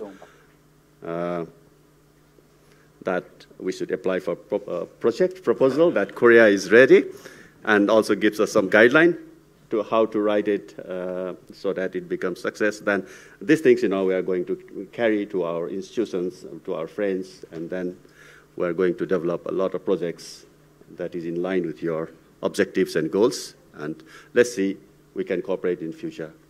So with these small remarks and some queries, I would like to stop here. Thank you again. Thank you so much. Okay, thank you, Mr. Bibuti Ranzenza. And then we would like to invite Kyung Hyun Moon, Mr. Kyung Hyun Moon, Sonbuk National University, Korea. Okay, now I'm here as a discourses, not as the organizer of the conference. First of all, I would like to thank to the SDG centers and also the KIDEC staff, as of the convening, preparing all those 2 days of symposiums. And yes, eventually, yes, I'm the last person of these 2-day seminars. So after my discussions, I'm gonna be 20-minute discussion, free discussions, and then gonna be end of the symposiums. So I'm gonna finish my discourse as soon as possible, and I'm gonna start first with Professor Stephen's paper. It was very informative, very interesting, and I just have 2 issues about that. There's some kind of belief, right? Industrializations inevitably resulted in war cause or company-wide inequality. In the case of South Korea and other big developed countries, right? There were some kinds of the tendencies, right? Industrializations result in kinds of inequality problems in the process of development, and then to narrow down the gap or the inequality issues, the role of the government very important, providing kinds of welfare services or improving the social welfare, the social infrastructures. However, the common problem for developing countries is the resource competitions. Due to the lack of the sources for development or kinds of developments, there are always kinds of competitions between the economic infrastructure development or investment and also the social infrastructure development. Many of countries, choose invest on the economic infrastructure investment rather than social infrastructures. That different or expanded the inequality issues in many of developing countries. So, just quick comment. As my question is that, then in that kinds of general tendency situations, how to harmonize the possibility of mutually reinforcing relationship between development and equality issues. That is my first comment, questions. And my comment is that actually we showed that there's a general tendency between China and Japan and Korea is equality and inequality or inequality towards the kinds of equality. Well, to explain the kinds of different differences and common issues, common things, I think we need to look at the social difference or differences between among those countries. For instance, in Korea, we didn't have any kinds of land reform in 1950s or after Korean War and right after independence in 1945. However, now we are maintaining such high level of equality levels, and I think to understand Korea's cases, we need to look at the civil society movement in Korea. And in Japan case, you said that some cases are land reform. In China, there was some kinds of common thing is between, I'm not sure it's Japan and Japan and Korea. China is a kind of land reform issue, something like that. So I think even though there's some kinds of common sense, common trend, for further detailed research, I think we need to case by case. And it's for the further study, not this one. The further study, we need to kind of environmental kinds of operational environment of those each countries like that. So that is my comments on your presentations. The second one is that Dr. Dong Kyung I really enjoyed, and I'm very happy to see the Professor Lee, our old friends.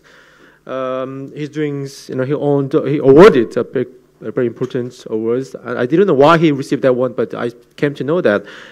Just wondering, to nationalize your initiative like a CAAP, I believe that it needs very big motivations or should be very, very strong entities lead that project, right? At the moment, your project expanded to other 4 provinces, and 2 provinces led by UNDP, or another one is a local government, and I'm not sure another one is who initiate, but it's not at the moment 4 provinces, right? How China is a big country. To expand the nationwide movement or kinds of campaign, there should be very strong initiators. Our question was who initiating that one? Your central government or the CAAP NGOs? Who initiate that movement? Their local government and UNDP is kinds of the counterpart. It's not the initiator one. It's not the entities leading the campaigns. So I just wonder who lead that kind of, which entities, maybe later. What campaigns? Yes, movement, poverty reductions, and the developing local rural development, building houses, and that kind of thing. Who is leading persons or organizations? And also the second question is that the concept of NGOs, because my poor background, according to, there is no NGOs, but you are using the term NGOs and civil society organizations, etc. So, what is the meaning of NGOs in Chinese perspective, right? So that is the second questions. Okay, and to the Dr. Arif, my counterpart of the discussion, I have one simple question. the environmental impact of the fuel subsidies. That is my main questions, right? The last 2 days I experienced, the very heavy traffic jams here, and also I experienced kind of serious air pollution because too many cars, right? So, however, the fuel subsidies definitely cause the environmental air contaminations, because with the low fuel price, people use more cars, their own private cars, rather than rely on the public transportation. So I'm just wondering what kinds of impact of the environmental impact of that policy, because we are sustainable development, and one of the key issues is environmental protections, right? So in that sense, I'm just wondering environmental impact of the fuel subsidy policies. And the last one is Minjung Power. So I really enjoyed that. I'm the organizer for next symposiums. My question is that qualification of the qualification of the applicant for that AKCF funds, because we have symposiums right here, and the symposium is kind of the platform, right? I wonder, like the symposiums, we can apply to that project. That is my question. So thank you for your presentation. Thank you. Okay. Thank you very much. And then maybe each presenter will respond. Okay. You first or? Okay, Dong Xiang. Thanks for comments. And last comments, I have a question to ask. First question is, who initiated this movement, especially expand the other province? And I think Professor Lee is a very famous expert. So UNDP project is designed by the Professor Lee. So this project, two project is permitted by the UNDP. Professor Lee and take part in the implementation of two projects. So this I think this case is very special case. So because of the Professor Lee have famous in the academic, in government, and international organization areas. So connect the different resource to push the experiment in the other province.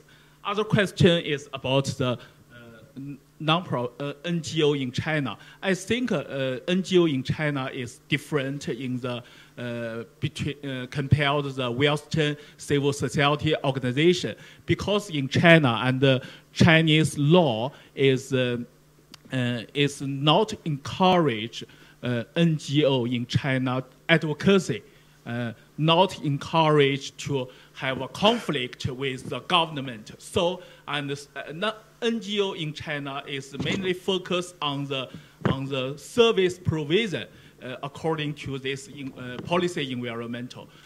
But I think recently China government encourage the non-profit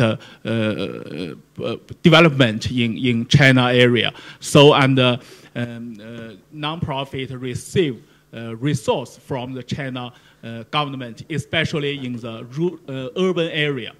For example, the local area grassroots community and get money to provide service. But in the rural area and government resources is very little for the non-profit.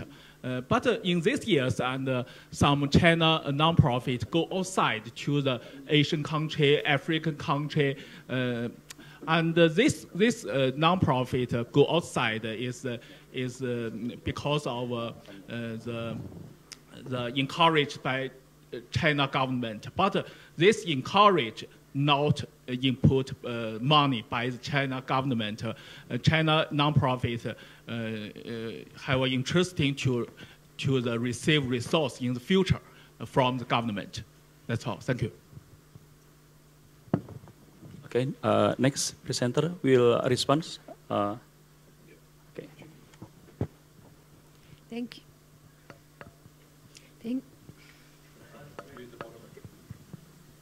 Problem? Yeah.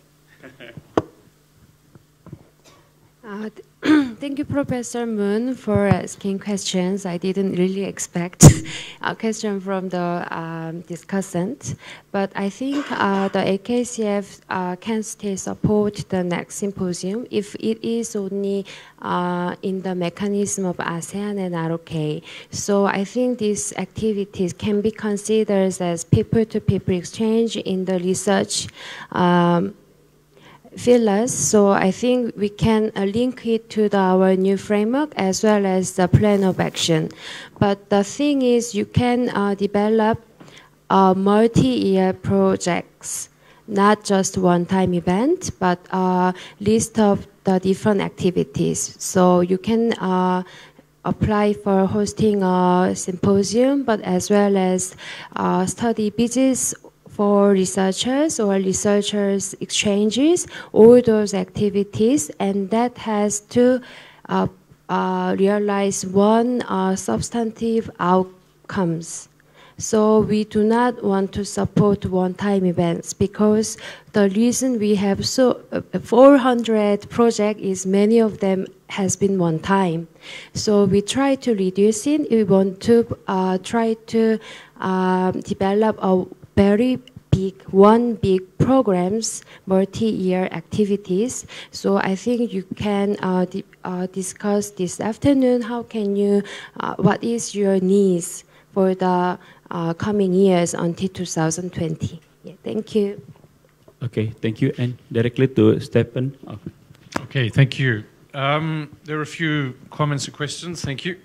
On the SDGs and inequality, you're right. Every country under the SDGs is meant to show that inequality is falling, because the income of the bottom 40% has to be increasing more than the average income. Yeah, I'm not sure that's a good SDG. I think it's a very strict requirement. For example, if you're a country with low inequality to start with, and inequality rises, it may not be a bad thing. Inequality is not always going to fall, so I'm not sure that's a good SDG, but anyway, that is there, and it is going to be a challenge for countries, for developed countries as well as developing. Yeah, the whole question of what is different about Japan, Korea, Taiwan has been raised several times. Yeah, I think, you know, I'm not really sure. I think the issue was raised of whether it's fiscal transfers, taxes and transfers. And actually in this database, for most countries, we don't have the gross and the net. You know, most countries only have consumption data, and then what SALT does is make an approximation of what the net income Gini would be from that, looking at international comparisons. But actually for Japan, Korea, Taiwan, we do have the gross and net Gini, and it is significant for Japan. So in Japan, the tax transfer system does play a significant role in reducing the Gini, but for Korea and Taiwan, it's not very significant. It's a sort of 10% reduction. So I don't think it's not the explanation, at least for those two economies. And I agree with the remark that you know, we need to have more in-depth country studies. You know, I think that's you know, you need people who are expert in their country to look at the long-term, you know, last half century of inequality, and try and explain the trend in each country, you know, and that will really complement the sort of the cross-country comparisons I've done. So yeah, I think you certainly can't do it at cross-country level. Some people have tried through econometric, you know, comparisons, but I think there are lots of difficulties with sort of cross-country econometric explanations, and it would be more convincing to have those detailed case studies to really understand what's going on. Thank you. Thank you. And the last, please, Arif. Okay. Fuel subsidy reform, I think, is a very good example of the policy that can targeted toward 3 dimensions of the sustainable development in a favorable way. Because sustainable development has 3 dimensions: economic, social, and environmental dimensions. And with removing fuel subsidy, definitely increase efficiency in the economy. So basically, it actually can create growth. And the one I show you in the paper is it can reduce inequality. And in the environment, well, I should quote a recent paper published by my colleague at the ANU, published actually recently in the journal called Transportation Research Part A. And basically he estimates the effect of the fuel subsidy reform between 2008 to 2015. And then they actually found that Indonesian fuel subsidy reform during those periods actually reduced vehicle trips on these roads by around 10%. So, and this is published in the journal. So it is a very example of how fuel subsidy can actually, reduce congestions and, of course, eventually reduce pollution. Yes, thank you. That's my comment. Okay, thank you very much. Please give applause to the all presenters. And please back to sit again.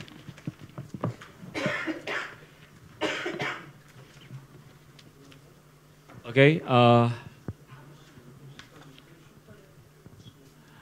We will move on to the last program, wrapping up and closing with the Prof. Arif Ansor Yusuf, and then we would like to invite also.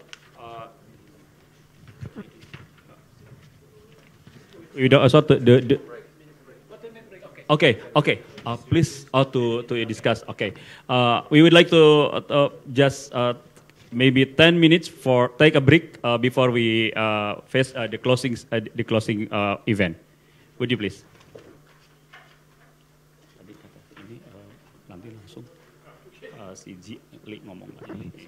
So notice for the management of the sessions. Next sessions are 10-minute break from now on, and we're gonna wrapping up sessions are reduced to just 20 minutes. So we're gonna make on time for our the lovely lunch. Okay. Okay.